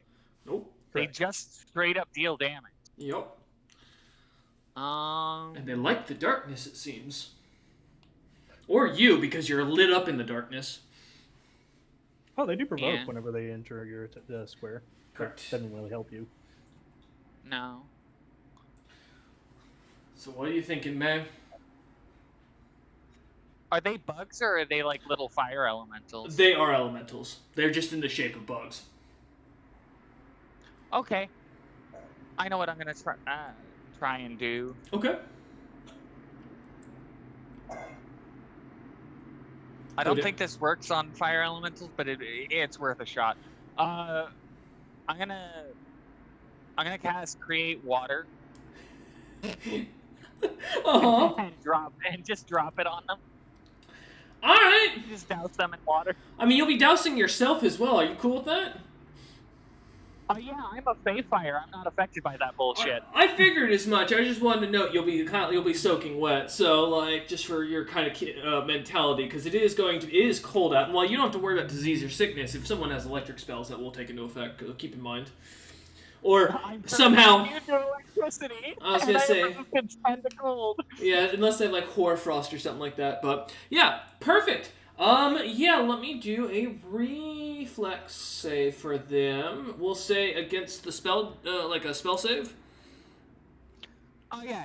That sounds correct. My spell save for this, because the level 0 spell is only like fucking 14. Gotcha. Okay. So. And I did confirm, Floor Snap. The melee touch attack is correct. It's once you do change spells, immediately the spell slot is lost though. So you do still lose the spell. It's just you don't have technically. You can hold it, so you are right.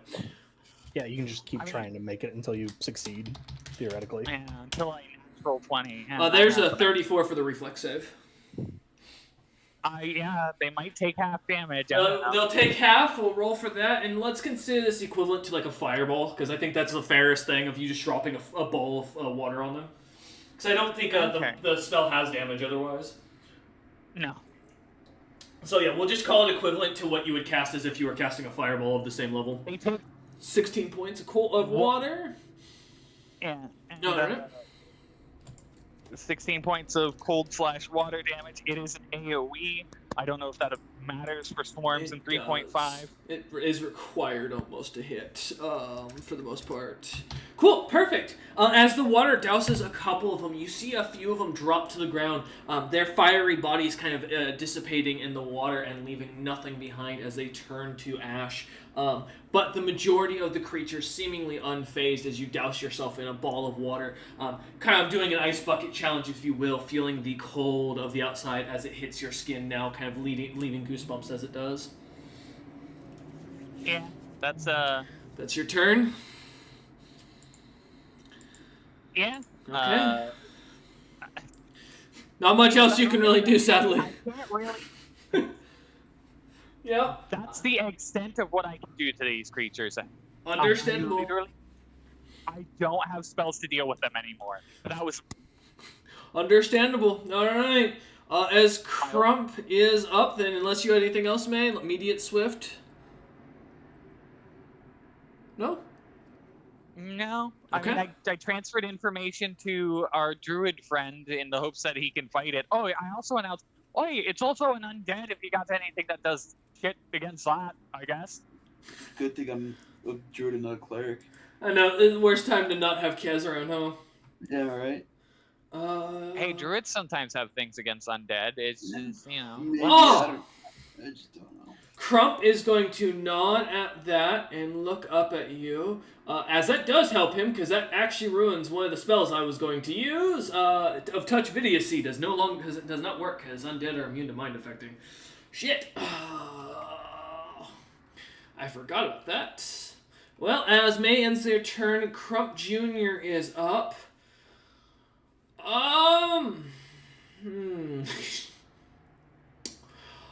Wait, how many head die does this creature have? Fuck, nope, that don't work. Shit.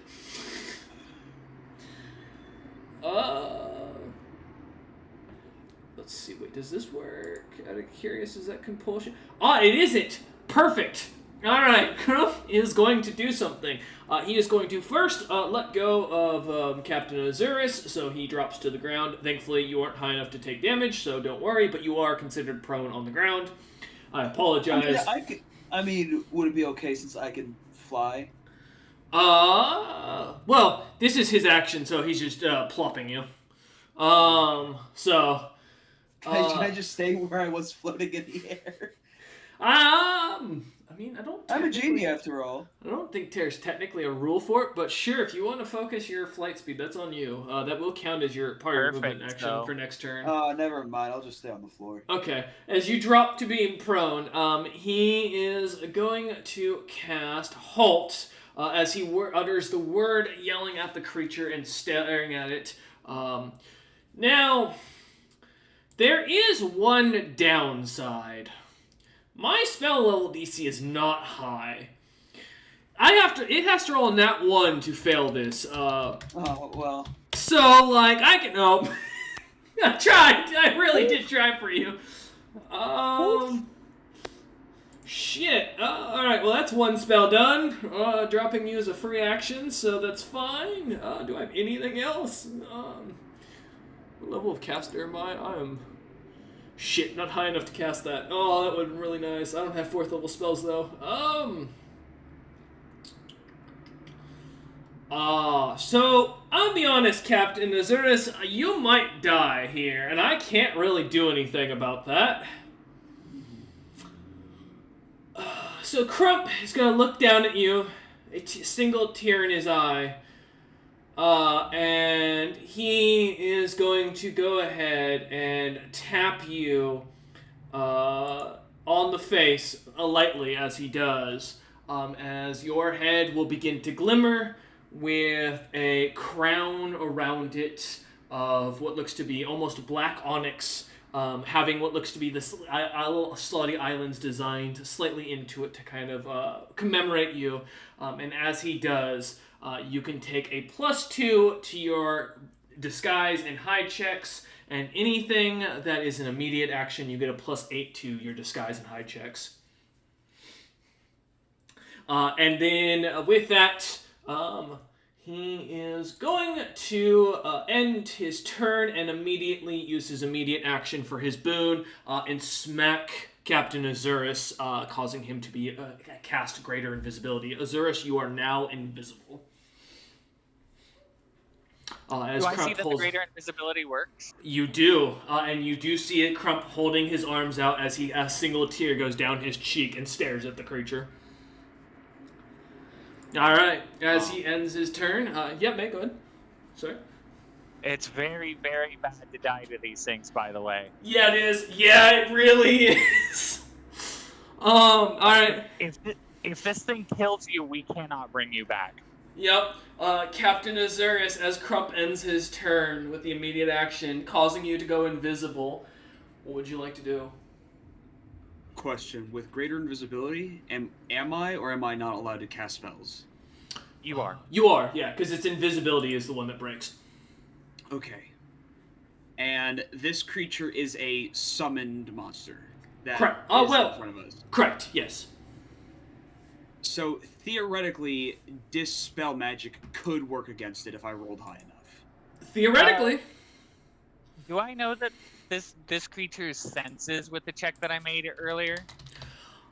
Well, I didn't want to rain on your parade here. I really didn't want to rain on Crump's sacrifice because Crump doesn't know this, but I'm sad to say this thing has tremor sense.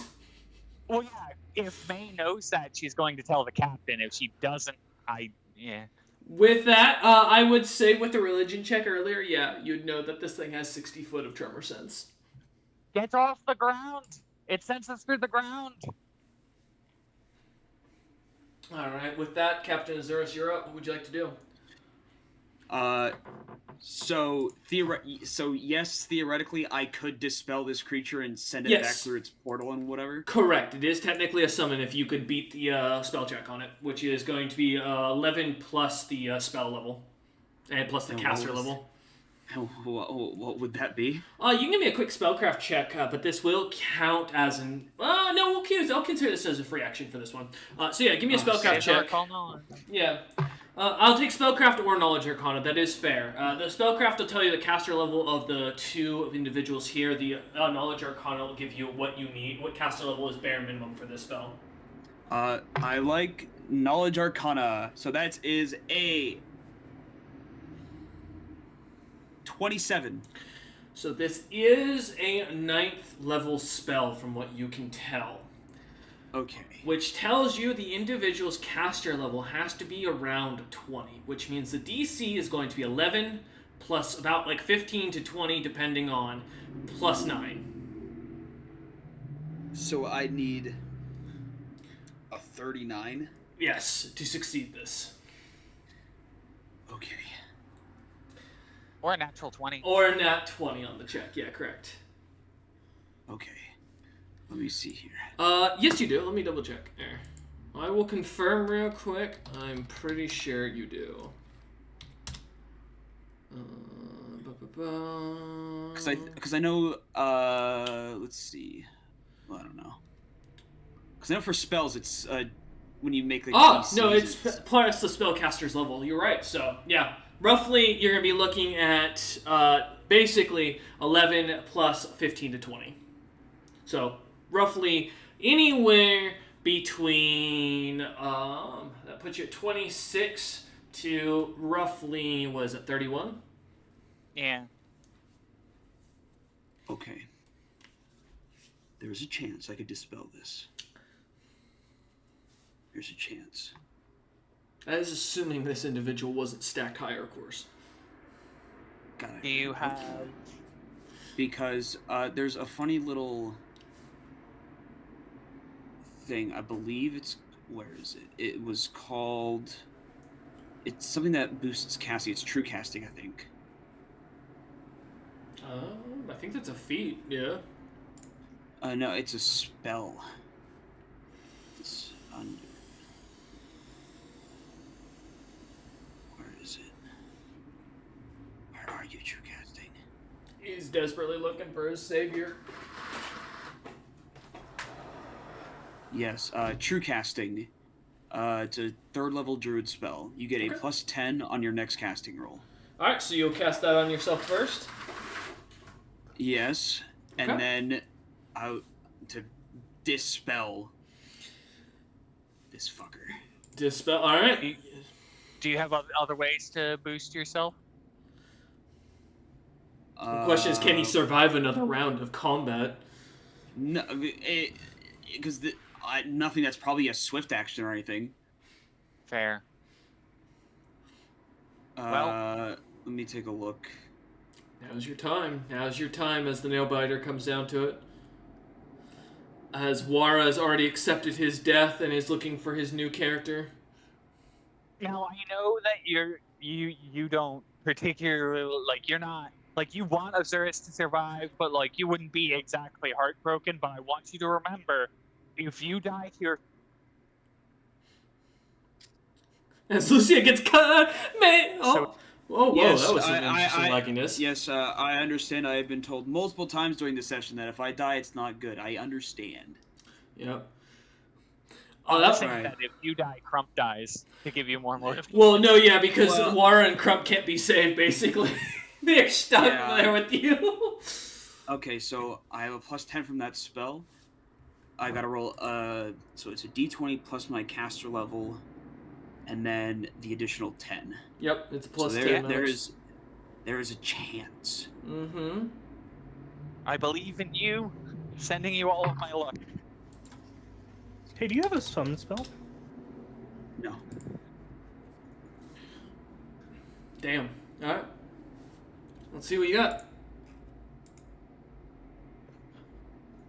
Okay, so my natural is an 18 plus 9 plus that 10. We got it. 37. Where's the roll? Oh, is you physical die? Yeah, Nice. So what'd you roll? 37. And that's a nat 20, or is that... No, it's not. So I rolled a natural 18. My cast level's a 9, and then I have a plus 10 from true casting. Got you. Let me do my math here real quick to make sure I'm correct on something. Give me a second. Please let me live. Because I gotta double check one of the classes for one of these dudes to see if it gives arcane spellcasting or not. Or Also, cast 5 level. foot step up. You should 5 foot step up 5 feet, so that way you're off the ground. I don't know. Does casting allow that to happen? Yeah. Yeah. As long as you didn't take a move action, you're allowed to 5 foot step. All right. Well, then that also happens. So I'm levitating in the air, invisible. You find. Yeah. Tremor sense does not work on things that are not touching the ground. So I have bad news, Azuris. Motherfucker. You are one off. There's no way. Even if it's higher than level 20. Correct. For the caster level bonuses this class gives, yes. As you begin to falter with hope and the darkness begins to go around you, I'm actually kidding. And I wouldn't be surprised. I've kind of given up now. oh, well, that's unfortunate. That was it. That's all I had. As you cast your Dispel magic towards the creature, you watch as the gargantuan Nightcrawler vanishes into the shadow, dissipating for a moment. Though, as you take a moment to breathe, the creature being gone, though it seems that everything calms as Crump opens his eyes and looks about, the orb's still there, and you can still feel the magical presence of the creature. The spell is not broken. Of course, it's not as bad as I thought. For some reason, I thought it was just it just didn't work. It's still there. You're absolutely done. You're fucked, kid. No, actually, you did actually meet DC exact, so that's why the spell isn't fully cracked yet. You just unsummoned the Nightcrawler for what hopefully will be multitudes of rounds. But as you cast Dispel Magic, you still have one action left. What would you like to do? I believe I don't, because I had to use True Casting. Oh, that's right. True Casting. My apologies. Yeah. Yep. All right. As you end your turn, the Nightcrawler is currently nowhere to be seen, and can't do anything yet. Going down the order, the 3 Shadow Elementals are going to take their held action and really piss Hunter off, as they're going to do what they were supposed to do and begin to ritualistically sacrifice themselves one after another, as each of them drop and immediately bring back the Nightcrawler. Damn it. As you... skipped its turn. It did. And so that did also just remove 3 pawns off the board that were about to lay into the back of Crump, as the Shadow Elementals disintegrate, ending their turn. The Nightcrawler's turn already having passed, so that ends that. And the Fine Cinder Swarm is up, and of course is going to roll to see if it can do anything. Let's see. In fact, actually, I'm going to roll... Do they have intelligence? Oh, they do! Let's see if they realize that nothing is happening. Nope. Okay, cool. So they're just going to continue to swarm you. Now, they do actually have damage that isn't just fire, so that's the only bad part. So, does a 28 hit? Yeah. Wait, actually? I was going to say, it is normal AC. It is not touch, so... I forgot I do have fire bullshit going on. Mm-hmm. No, it does not hit. I have 30 AC right now. Okay. You have 40 AC? Holy crap. 30. 30. Oh, okay. I was going to say, 30. Jesus. Alright, yes, as the creatures begin to move about, they'll make their second attack then. Oh, no, never mind, that's a full round action. Never mind, that ends their turn as they're done. However, as the lair action is going to go off... only 13 minutes pass, putting us at 7:43. The sun beginning to go deeper beneath the shadows as it gets darker and begins to give a dim light all around. Alright, at the top of the initiative, Wara, my good friend, put down your books and roll me a death saving throw. You can roll just 1 or 2 if you'd like. Get a nat 20. Watch him get 2 nat 20s. If he gets a nat 20, he stands back up. That's a success. Let's go. Alright, Wara, are you making a second one or no? Oh, he's making a second one and he fails on the second. So that's 1 success, 1 failure. Alright, as Wara ends his turn, Floor Snap. Before we get to your turn, we're going to take a quick commercial break for those who need to go and feed their cats, grab some food, and run to the restroom. We will be back in a moment's notice for those watching at home. Alright, we return back. There were slight hints. We return back. There were slight hints as we come back from our little commercial break. The cats have been fed, which is the most important factor of the night.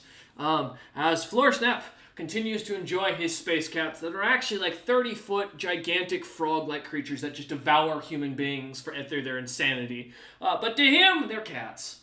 As we return back to your turn, as Wara, having succeeded 1 and failed 1 saving throw, still in the tower room, where trying to recreate this magic circle with the corpse of the Darkweaver that you had kind of eviscerated. Yep. I think, unfortunately, we're going to have to continue with that plan. I had contemplated for a moment trying to give Azurus a very quick crash course in trying to pronounce my name to, like, summon me directly. But I figured that, 1, his vocal cords might go bleeding, potentially, and 2, I don't think he would succeed. It's fair. A fortitude save may kill him. There's a good chance of it. Or he may, at the very least, lose his voice, which would be very important to a caster. Yeah. 3 hit points remaining. He says over the intercom. Look, I've tried to help. Unfortunately, most of my help has killed you. It's not my fault. Yeah, that did hurt. All I keep hearing is the song "Time Is Running Out" playing in the background. You know what? That's exactly what I was thinking too. Time is running out. Time is running out. Yep. So what's the plan? I mean, I guess I'm just trying to like finish the spell circle. I can Alright. supply it with, more slotty blood if that helps at all as a fucking powerful creation reagent. I Yell mean, at it a little bit in slotty. you can try again and give me another spellcraft check, see if it works, as you desperately try.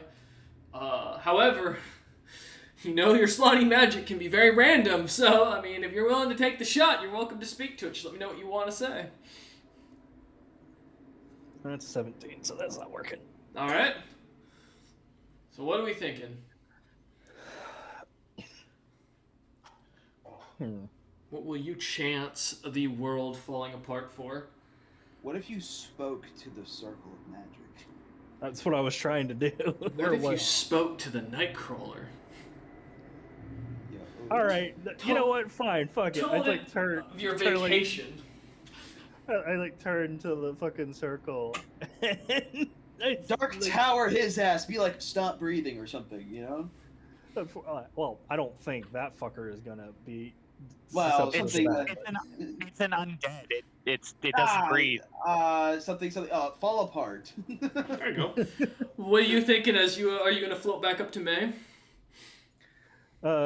Yeah, I'll like float up to May and like try and yell through the portal, and say, "Such feeble prey, all that you want. You have one of the firstborn here. Come, let's see how powerful your shadows really are." I'm gonna roll something here. James, you're in the wrong chat. 19. Okay. Give me a sense motive of Floor Snap to see if the creature understood you. I assume you're saying this in Abyssal. Yeah, why not? Okay. 24. 24. It's almost... The creature seems to acknowledge your challenge, seemingly understanding the tongue and seemingly unaffected by it. A creature of much older age and ability than Let's On. Something that's existed since time immemorial and seems interested in your challenge. However, you also get the sense that this creature is going to kill these other two first, or these other three first, before it's going to come out and kill you. Hey, at least it can't see me with tremor sense anymore. As he floats, trying to be invisible and trying to... poor Captain Azur's just trying not to breathe, making any sound. Was it Don't Breathe? Is that like a horror movie, I think? Yep. I suppose I could try and goad it. Sure. If you want to use an action, give me... We'll call it a bluff check. To goad it. Your mother worm was fat. And your father worm was a mole. What? Smelled of elderberries. Yep. 21. 21? I just gotta like flex like the world or like the ground around me, like trying to like do like the telekinesis like thing and say, I said, come fight me. You're wasting your time. Yeah, you're wasting your time. The creature seems uninterested and uncaring about your feelings and continues its attack as it begins to move closer. No. As Floor Snap, is that it, Floor Snap? That's your two. Try the two. Anything you want to do for a free action or come up with something? Yeah, call it a milk drinker. Okay. Its bloodline is insulted, and one day that may haunt you if you survive. All right. No doubt he's gonna survive. Well, not necessarily. If this thing comes out and it could solo him, then like he's strong, but he's not sadism strong right now. Yeah. Alright, as Floor Snap kind of looks on, thinking, trying to come up with something, goading the creature with everything you can, the creature uninterested and unimpressed with its current prey in front of it. May, you are up, still in this little swarm, Floor Snap now standing beside you, kind of seeing the little fireflies fluttering about you as they glimmer. You can still see Captain Azurus kind of floating slightly off the ground as he stands invisible, holding his breath like as if he's being chased by a velociraptor. Shout out to Jurassic Park, one of the best films. Greatest traumatizing films of the early 90s. Or late 90s, my apologies. What are we thinking? Time is running out.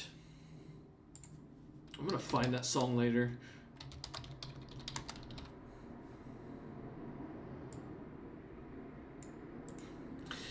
May is thinking deeply, trying to come up with something as she strokes Floor Snap's beard.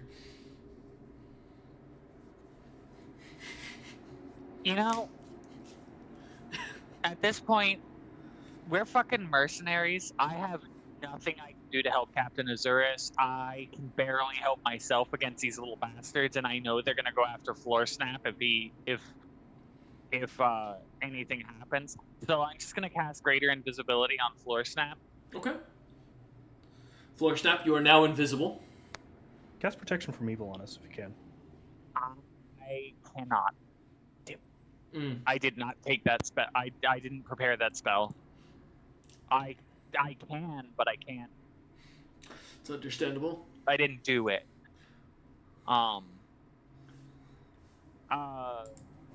So Floor Snap, you're invisible. Great early. And then I'm gonna tentatively move to see if the portal, the viewpoint, follows me. Yeah, as you take like a 5-foot step kind of circling around where Azurus kind of is, it seems to kind of give you a perspective, kind of keeping Azurus still as the main focus. The view still seems to work though. You kind of are able to look about the room a little bit more clearly, seeing the broken columns, the shit bricks from where Floor Snap had cracked things. Well, what I mean is the portal stationary or does it follow me? Oh no, it walks with you as you move around. Okay, cool. I'm gonna fly straight up 90 feet. Okay. Yeah, as you fly up 90 feet straight in the air. Okay. Alright, well that will end your turn as May flutters away, leaving Floor Snap invisible and leaving him standing there without a window to talk to either his dying nephew or the captain. Alright, as she does that, Crump Jr. is up. And I'm gonna be honest, I wish I had the protection against evil, because that would be a nice spell to use right now. Unfortunately, as Crump looks out, kind of one eye open, realizing he's not being killed.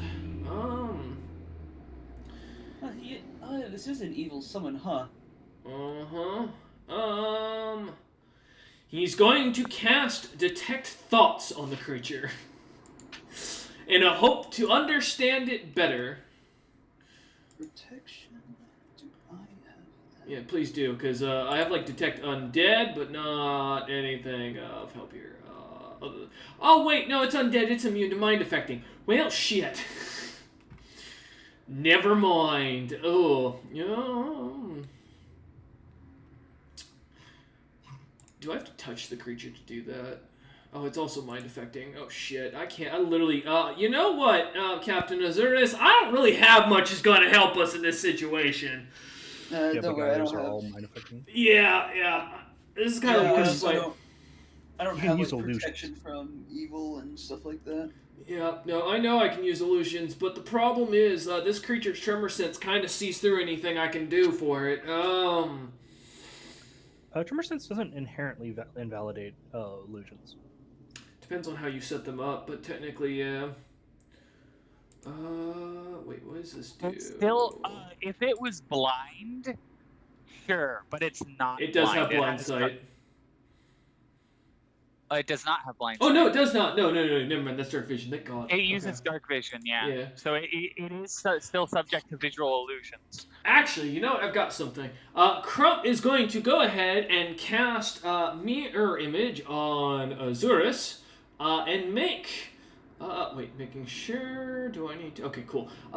And we'll continue, or let them pop up all around behind the creature.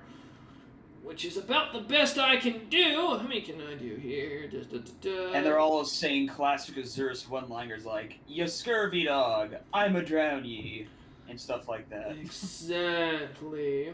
Yeah, as he's going to upcast for a version of Mirror Image and begin creating each of them.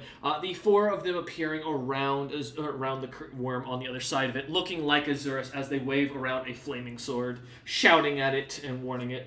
And with Mirror Image cast, he's going to turn and run out the doorway. As I'm gonna be honest, I can't do anything else, and that's so I'm gonna go hide behind the door entry and cast from there, where I have full concealment. Yeah, not a bad option. Listen, as a troll, I may have a good AC for Crump. 16 is nothing compared to what it can do to me, so I'm not gonna go and let myself be beaten on. Alright, Crump ends his turn around the doorway. Those two lot are dead as they sacrifice themselves. Azuris, you are up. I use a third level spell to give Wara vigor. Okay. And then I float out the door. Is vigor immediately, or is that upon his turn? It's at the start of his turn, I believe. It will be at the start of his turn. Okay, cool. And what does vigor do? Yeah, because it's fast healing. It grants you fast healing too. So you will heal at the end of your turn, basically. Let me see. How long does it last? That's the big question. 10 rounds per 10 rounds base and then plus level. So what? 9? So 19 rounds. Vigor. Yeah. Yep. Up to a total of 25. Yep. So 19 rounds of +2 healing. Yeah, man. Okay. At least for 19 rounds, you won't be dead outright. Yeah, there you go. That's good to know. All right, Captain Xerxes, you kind of lean down and tap Wara. His unconscious body slightly trembling as the warmth of your magic kind of flows through him. Yep, and I just invisible just starts floating out the door as best as I can. Okay. All right, you're gonna float. What's your fly speed? 40. Okay. Yeah, as you float out towards the door, seeing where Crump is behind, on the side of it, he doesn't seem to notice you as you float through, still invisible as he stares at the creature, watching it. Hopefully the 4 Azores just chilling will at least take focus off of Wara's knocked down body. Yes. Well, that depends. Azurus, what do you think? Yes. Good point. Azurus, what do you think? As they begin, Azurus. as they begin chatting amongst themselves, and the Nightcrawler is going to go ahead, and I think it's a will save. Our cluster, you can move into. Has to interact with the illusions in order to Yeah, I'm reading through will it. disbelief. At which point it has to interact first, which costs it one of its actions, basically, and then it automatically passes the will save because it's an undead. Destroys an image. Okay, well, moving, you can merge or split off. Alright, cool. Let's see. Must be able to see the images to be fooled. Alright. Well, the creature is going to roll a spot check and do a full tremor sense to figure out how the fuck these individuals just got around it. Actually, we'll do that was a search check instead. And as it starts to look about, feeling no pressure on the ground from the creature, from the figures, and noticing each of them floating up, it is going to turn about and make a roll. Waro, pick a number between 1 and 5. 3. Okay, pick a number between 1 and 4. 2. Wara, you look out as the Nightcrawler turns about and starts attacking the 2 of the Captain Azurus's and making them vanish almost immediately as the creature slams into them. All right. You might have a chance to get out of this, buddy. Yes, as it ends its turn, as it only gets its 2 actions, that will be it. The Cinder Swarm is up, and being that May just left them, and May is the only visible target, they're going to go flying up a total of 100 or up the full 90 feet to catch up to you, but it will be a full run action for them. Or run flight. As they will go and catch up chasing you, ending their turn as they swarm around you once more. That's fine. Alright, before we get to the top of the initiative, we're gonna roll. Is it going to get dark? No, well, it is not yet. With that being 2 minutes before the sun fully sets beneath the mountain's side and disappears from view, you lot begin to feel the true pressure of darkness beginning to swarm in. The cinder swarms beginning to glitter even more in the darkened clouds above. Alright, as we're at the top of the initiative, Wara, give me a saving throw, please. Because remember, fast healing applies at the end of the turn, not at the beginning. It does? Yes. Oh, I thought it was beginning. Nope.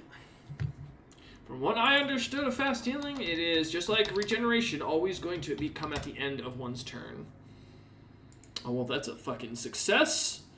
That's not it. It's actually 2 successes. 2 successes, oh my god. That's a 12 and a 17. Yeah, alright. As you find yourself coming back to consciousness. Oh, I'm actually wrong. It is at the beginning of each of the creature's turn. Oh, there it is. Never mind. Thank you. If I need the peanut gallery, I will ask for the peanut gallery, please. Do not correct me if you are not asked to, or you are not an active player right now. Thank you. Alright, appreciate it. But yes, as I was saying, Wara, you feel yourself come back, your eyes beginning to flutter awake as you look up and see this creature smacking at different Azuruses. There being two of them that are seemingly vanish into nothingness, two still standing, making random noises and hooting and hollering at the creature to get its attention while its back is turned towards you. Do I see a Crump or an Azurus that is not getting their attention? Roll me a spot check real quick as you get a quick glance about the room.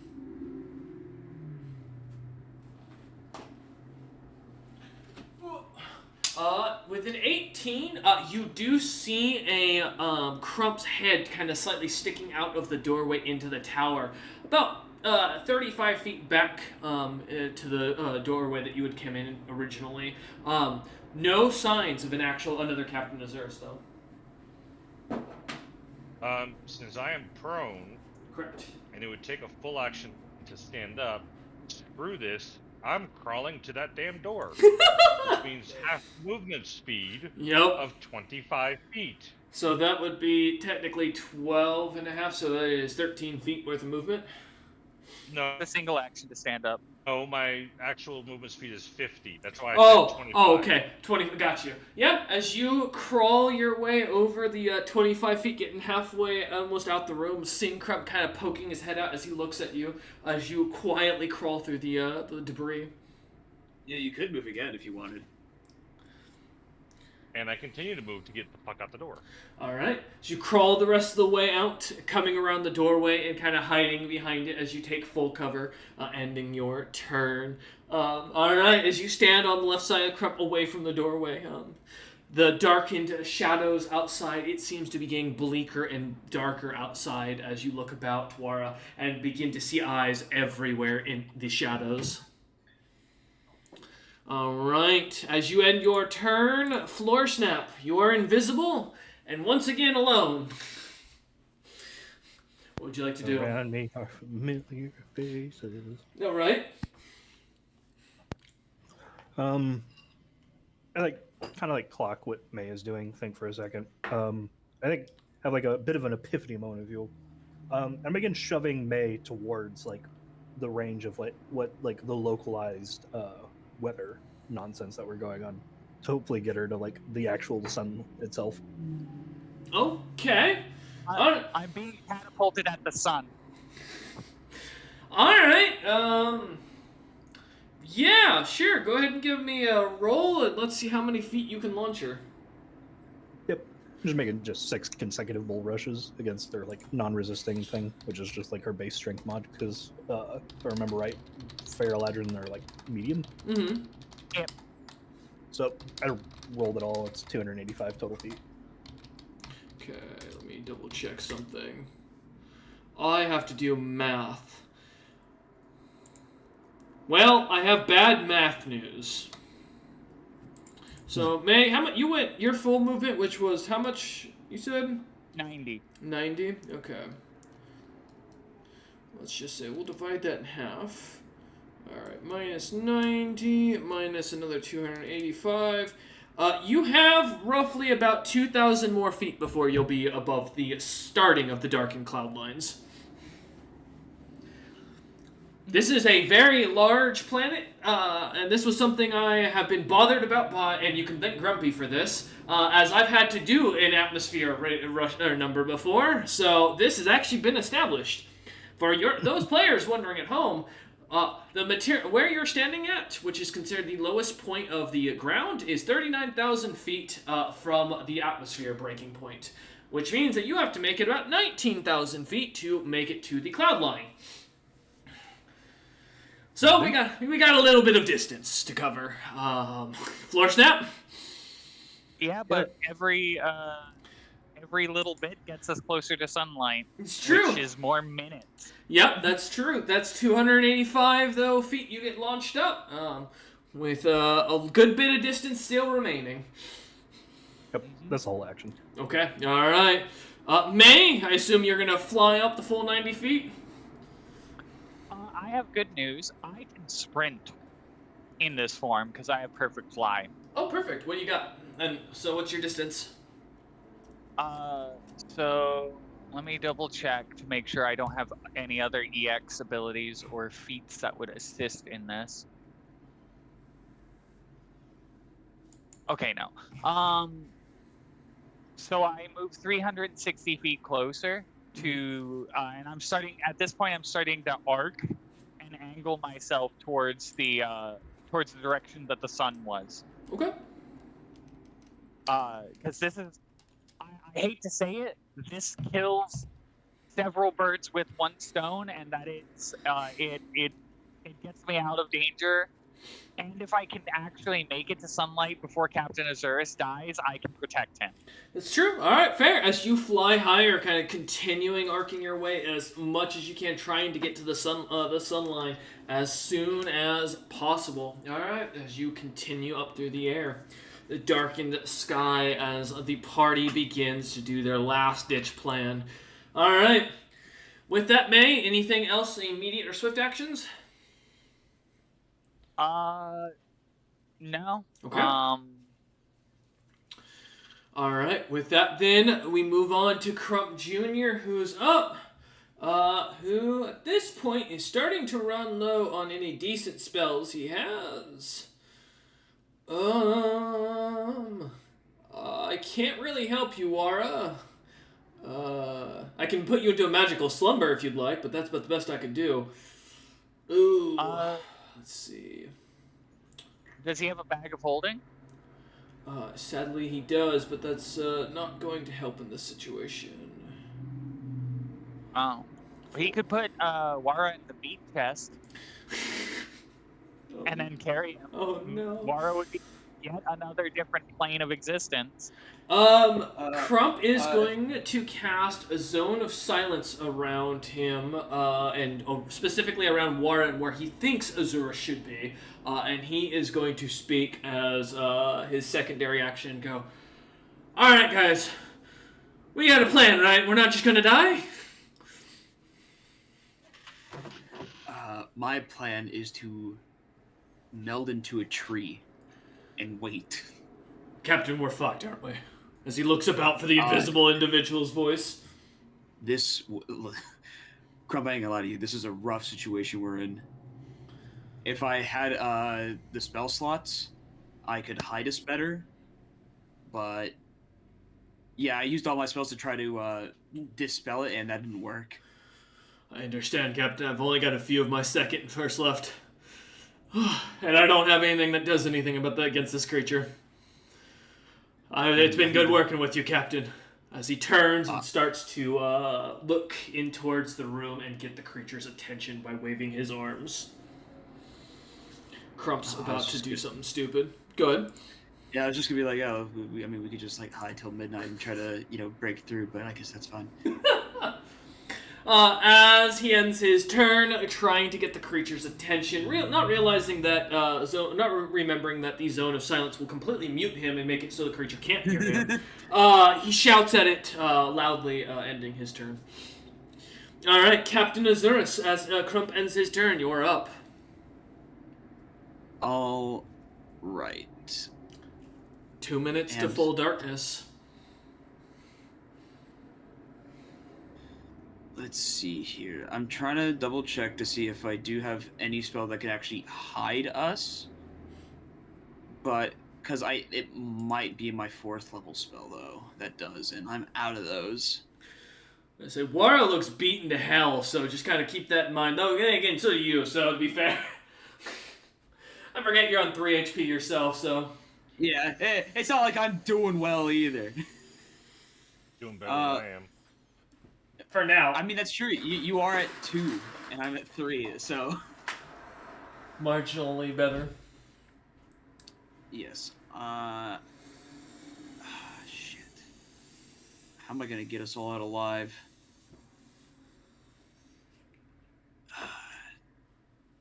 Fuck.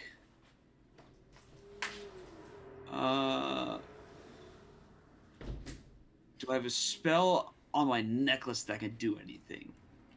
And yeah, no, drowned swimmer, submerged ship. Yeah, no. I got nothing there. Kabal, he ain't gonna take no offers. You know it. Don't even try. Listen, I'm all about making deals. It's just I'm not gonna like be subservient to folk. I'm a deal maker myself. Let's see what happens. Rolling the rogue's dice wouldn't do anything. Well, it'd give me a chance to get something, but I don't want to risk fucking my shit up.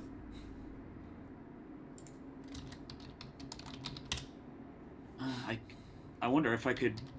No, it's 4th. Ah, shit, frickin' mother.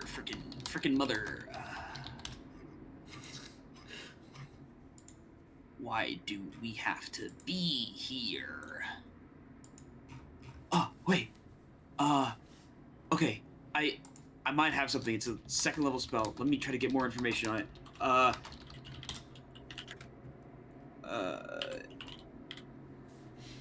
He's desperately looking. He's rushing. He's planning.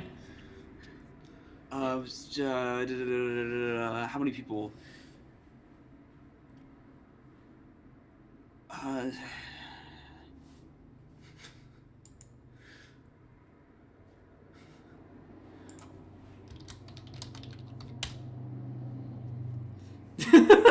Sorry, their floor snap. Go ahead, though. Yep. I cast Woodland Veil on me, Wara, and Crump. So it lasts. This spell is going to last for 90 minutes. Okay. This spell makes subjects blend with natural surroundings, hiding them and quieting the sounds they make. All targets gain a +5 confidence bonus on hide and move silently checks while outdoors.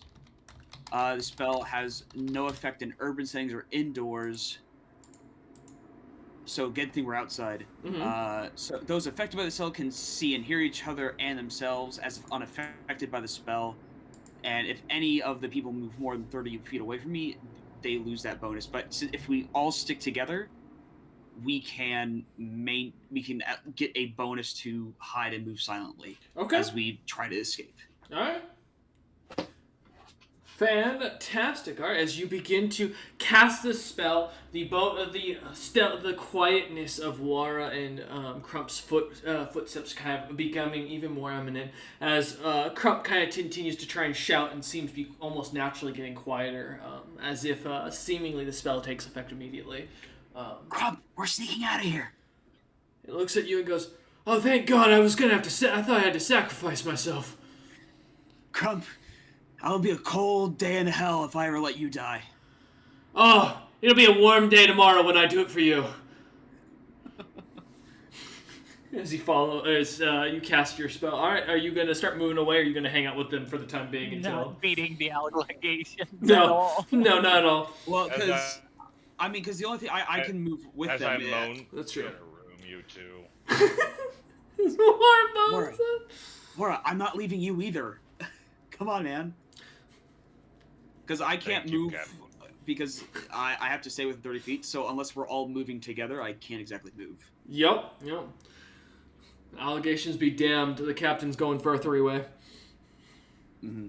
So unless we're all allowed to share a turn nowadays, that'd be sick. No. But we're able to, unless you allow me, I guess, to make my final thing is like a hide or move silently check. If you want to, that's fine. I'll take either.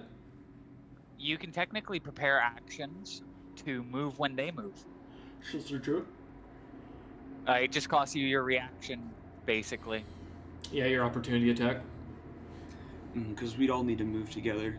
No, don't let his tail. No, what?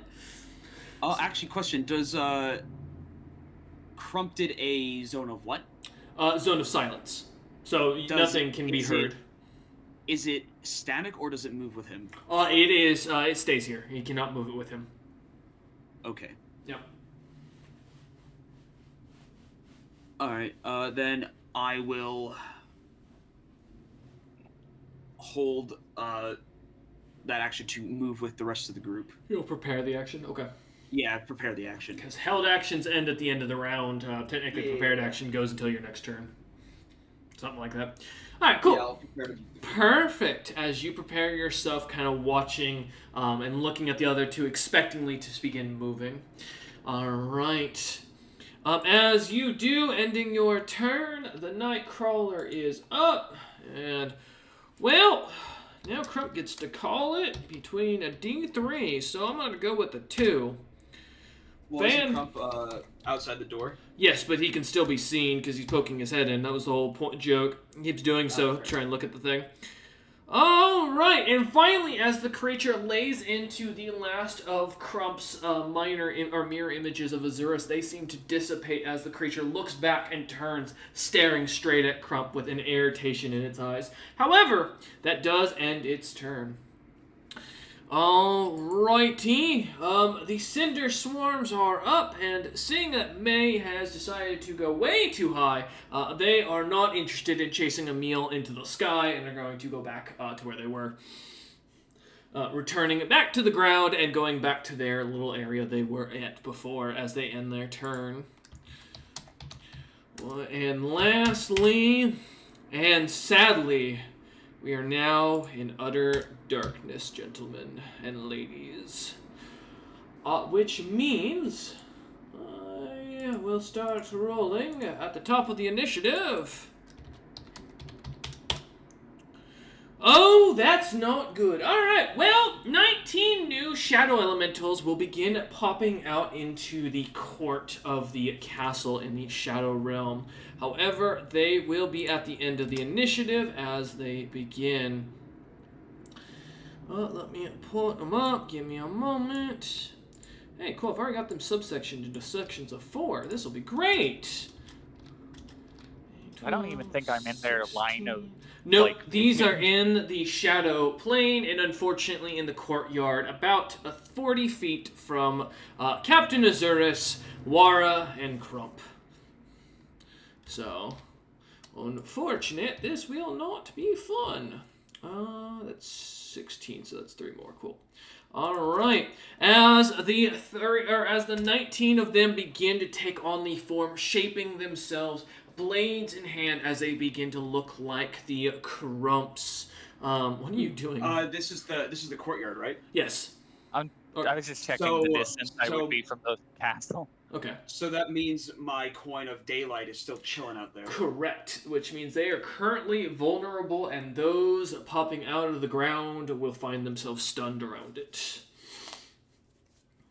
Alright. As the top of the initiative, with total darkness erupting and blackness coming through, Wara, you're up. Another 2 health points healed, and 17 more rounds of that to go. As you look on into the courtyard, about 40 feet from you, and see a gaggle of 19 shadow elementals. A few seemingly glimmering in the light as they are unable to move, but more than not seemingly ready to attack. I'm gonna stand up and hide. Smart! I get up. And then I disappear. Alright, let's see what you got. Nat 20 for a 30. Nat 20. Fantastic. Good work. Yo, sick. Let me confirm this 20. Nope, didn't confirm it. No, but War, as you hide, disappearing into the shadows of the Shadow Realm, vanishing completely, you seem able to blend in with the walls as Crump loses sight of you. Alright. Put my hand on Crump, whatever I can reach that's not a sexual innuendo. I mean, his arm, yeah. You know, he's got a beefy arm, yeah. No worries. And that way he knows where I'm at all times. Okay. So you kind of lightly grab onto around where his elbow is, pulling on it slightly, Crump kind of looking over at you as he realizes that you are not a shadow trying to kill him. Alright. Invisibility, I'm invisible, no one can see me. Anything else you'd like to do, Wara? I flip a finger off to all the darkness showing up. Okay. Wara's not happy. It is ineffective. Yep, it is. Alright, Floor Snap, we're back to you, friend. We find you once again, still alone. Quietly invisible, now in pitch blackness, your dark vision kicking in. Yeah, I just begin the ancient planning and scheming, coursing through my veins. And I swear on God, this might crawler might kill my nephew. It's gonna fucking hurt when it comes out. As you kind of swear at it, kind of planning as you stew, is there anything you want to do action-wise? Yep. Okay. I am preparing my orbital bombardment. All right. Good to know. Yep. I just take like the largest single object that I can and just pile it up with debris, and we begin ascending to the heavens. All right. What's your movement out of curiosity for your flight? 90. Is it 90? He has 90 foot. Yep. All right. As you begin Unless to he has feats that increase that.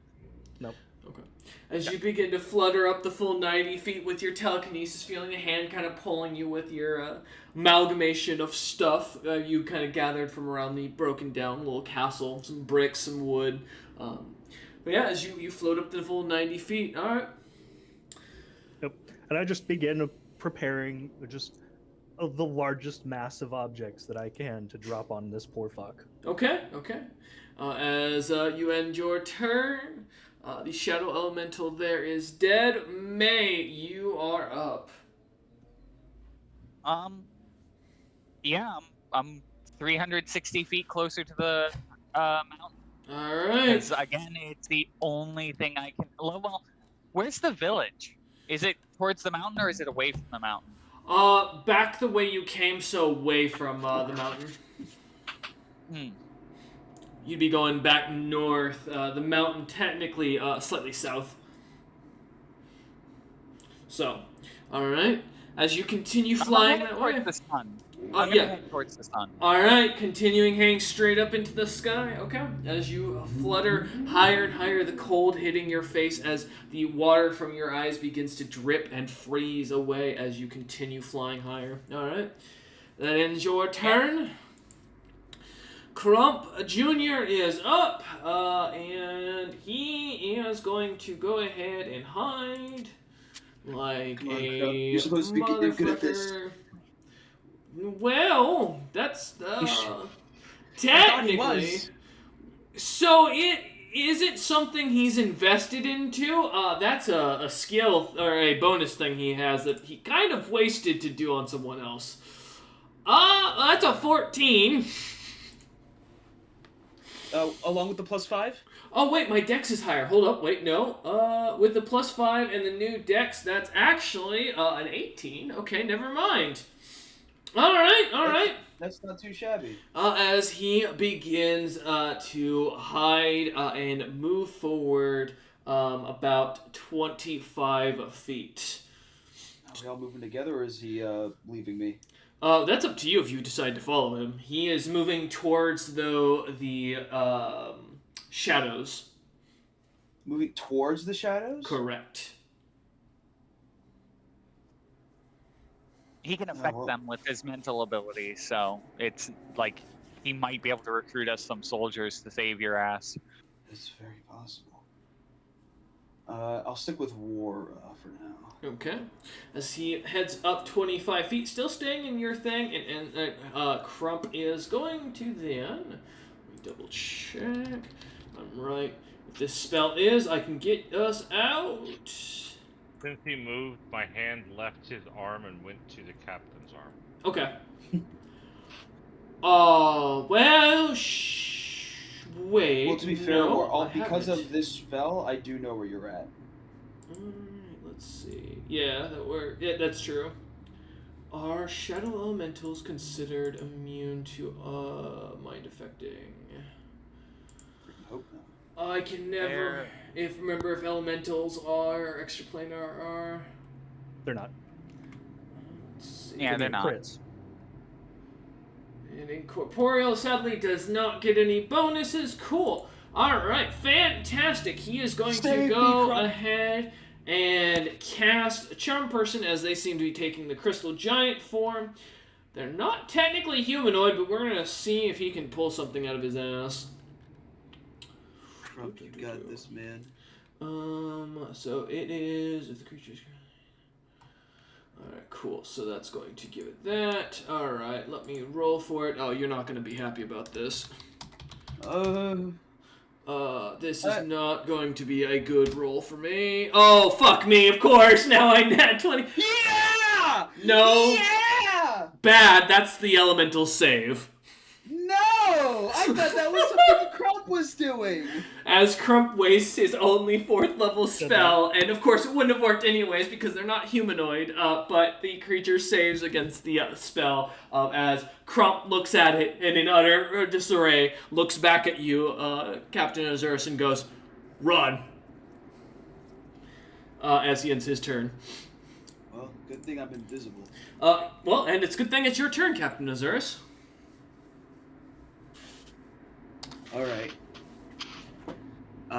Let's see here.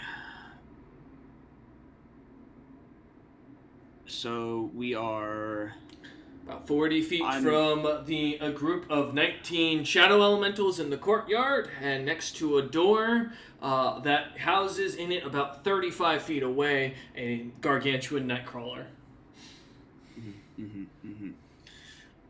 Since Wara pretty much rolled a frickin'... Since Wara rolled a nat 20, I don't think I have to worry about being close to him. Since my +5... Because, Wara, did you add a +5 to when you rolled? Or is the +10 what you already had as your bonus? My +10 is my skill bonus. Gotcha. So you didn't even include the +5 from my spell, right? No. Gotcha. I will need you to roll a hide check at the end of this, by the way, Azurus, just as a note. Absolutely. So, and I assume it'd be easier for me to hide since I have greater invisibility? That spell actually has a bonus to it. Oh, let me pull it up for you. Greater invisibility gives you a fucking huge bonus. Yeah, it's like a +15 or +20. I have to double check. +20. Oh no, it doesn't give any more. It's just except that it doesn't end if the subject's attacked. It's not a different bonus. So is it just the same as if invisibility? Yeah, it's the same exact bonus, which is someone but it doesn't tell me. Does it? So let's see if it's got special modifiers here. I'm gonna look 1 sec. Oh, invisible gives you yeah, so it'll give you a +2 on for your AC against both ranged and melee attacks while you're invisible, and then I think on hide checks, all it does. Let me double check because I think that's in the hide thing specifically. It doesn't. Yeah, because I assume invisibility gives you a bonus to hide. Because if it didn't, there's something wrong. It's supposed to, but the spell doesn't have it written out right. Yeah, it's way down in the invisibility condition. Yeah, because I'm looking through it. Let me find my invisibility condition. If I can find conditions. Nope. Fantastic. Hey, Pocket DM, send me my conditions, please. Thank you. If you are... You're not Pocket DM, damn it. Oh. Oh, no, not you. I was talking to Florstep, who just sent me or posted the thing. It is a +2 bonus on rolls and negate dexterity bonuses to their opponent's AC. So, yep, you just get a +2 to your hide check, it looks like. There's no otherwise specified. Special, if you are invisible, you gain a +40 bonus on hide checks if you're not moving, or +20 bonus if you're moving. I don't see that anywhere. At the bottom of hide checks. It's under the skill hide. If you are invisible, you gain a +4. Oh, you do. If you are mobile or +2. Thank you. So I get a +20 to hide? Yeah, +40, yep. If you're moving, it is a +20, yep, so. Okay. But like I said, that's at the end of your turn. Gotcha. Alright, if that's the case, then I'm going to...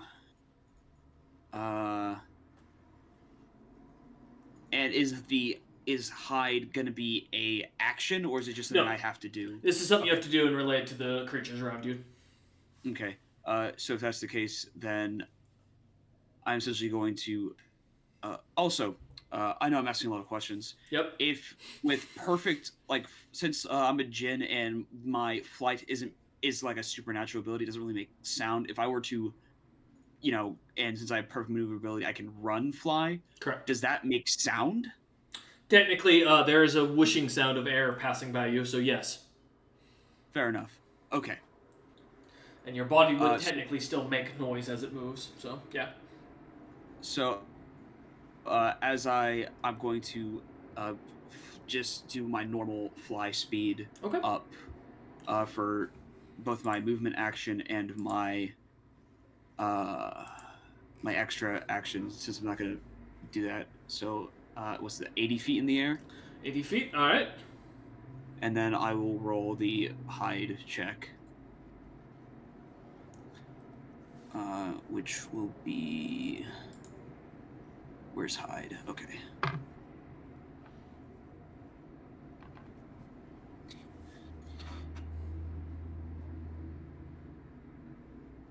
So that would be 33. Sorry, no, not 33, because it's plus 20 'cause I moved, right? Yep. So 43. Okay. All right, as you begin to flow up, run up into the air, trying to get away from the creatures and trying to get away from the ground, as you go, what, you said 80 or 90? 80. 80 feet. Going up the 80 feet as you, keeping yourself quiet, vanishing as Wara loses grip of Captain Azurus as well, as the Azurus floats away. All right. As Azurus ends, I assume that ends your turn? Yep, that's it for me. 80 feet and hidden in the air. Wara, give me a hide check, please. Why do I need to give you another hide check? This is in relevance to the monster seeing you. So while this is in effect... Oh, you already gave me one earlier, right? Yeah, he I rolled gave a you nat 20 for 30. Yeah, that's right. 30. Perfect. All right, well, I wanted to give you a shot. That's fair. It's your funeral. 30. I mean, it's the highest he could do. It's that 30 is without the plus 20 without the plus 5 from. That's what I was saying. Spell. That's what I was saying. But if you want to keep it, that's on you. So as the creature kind of starts to. You didn't know I had a plus 5. Oh, okay. I said it, but to be fair, I'm outside of your range now anyways, so you wouldn't benefit from it anymore. That is true. That is true.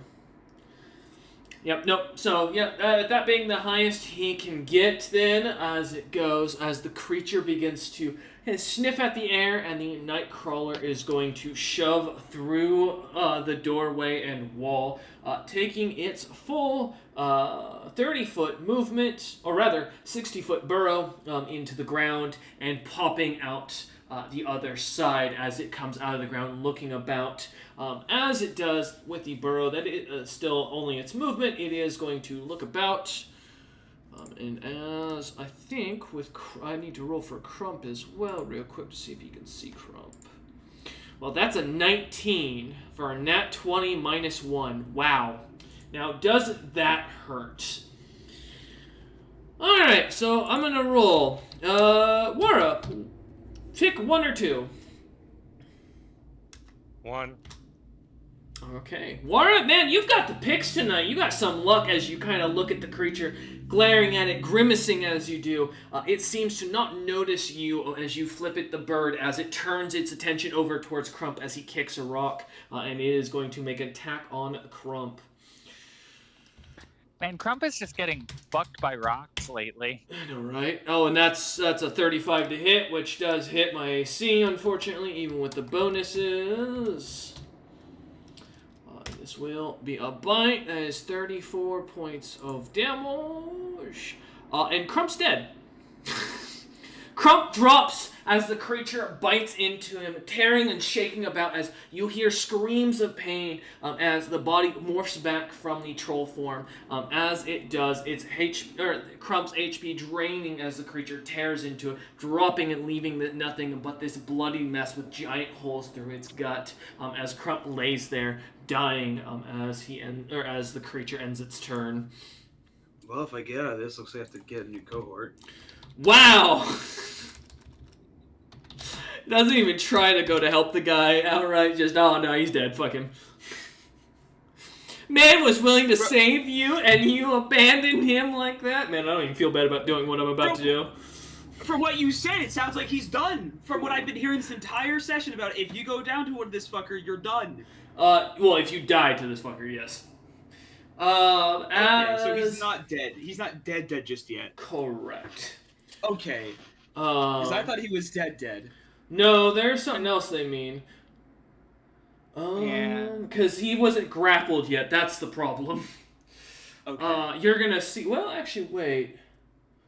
Oh no, it isn't that. Okay, I thought it had the cool effect when I saw summon undead. I was like, wait a minute, does it get to turn when it kills into undead automatically? That'd be awesome. No, sadly, it does not.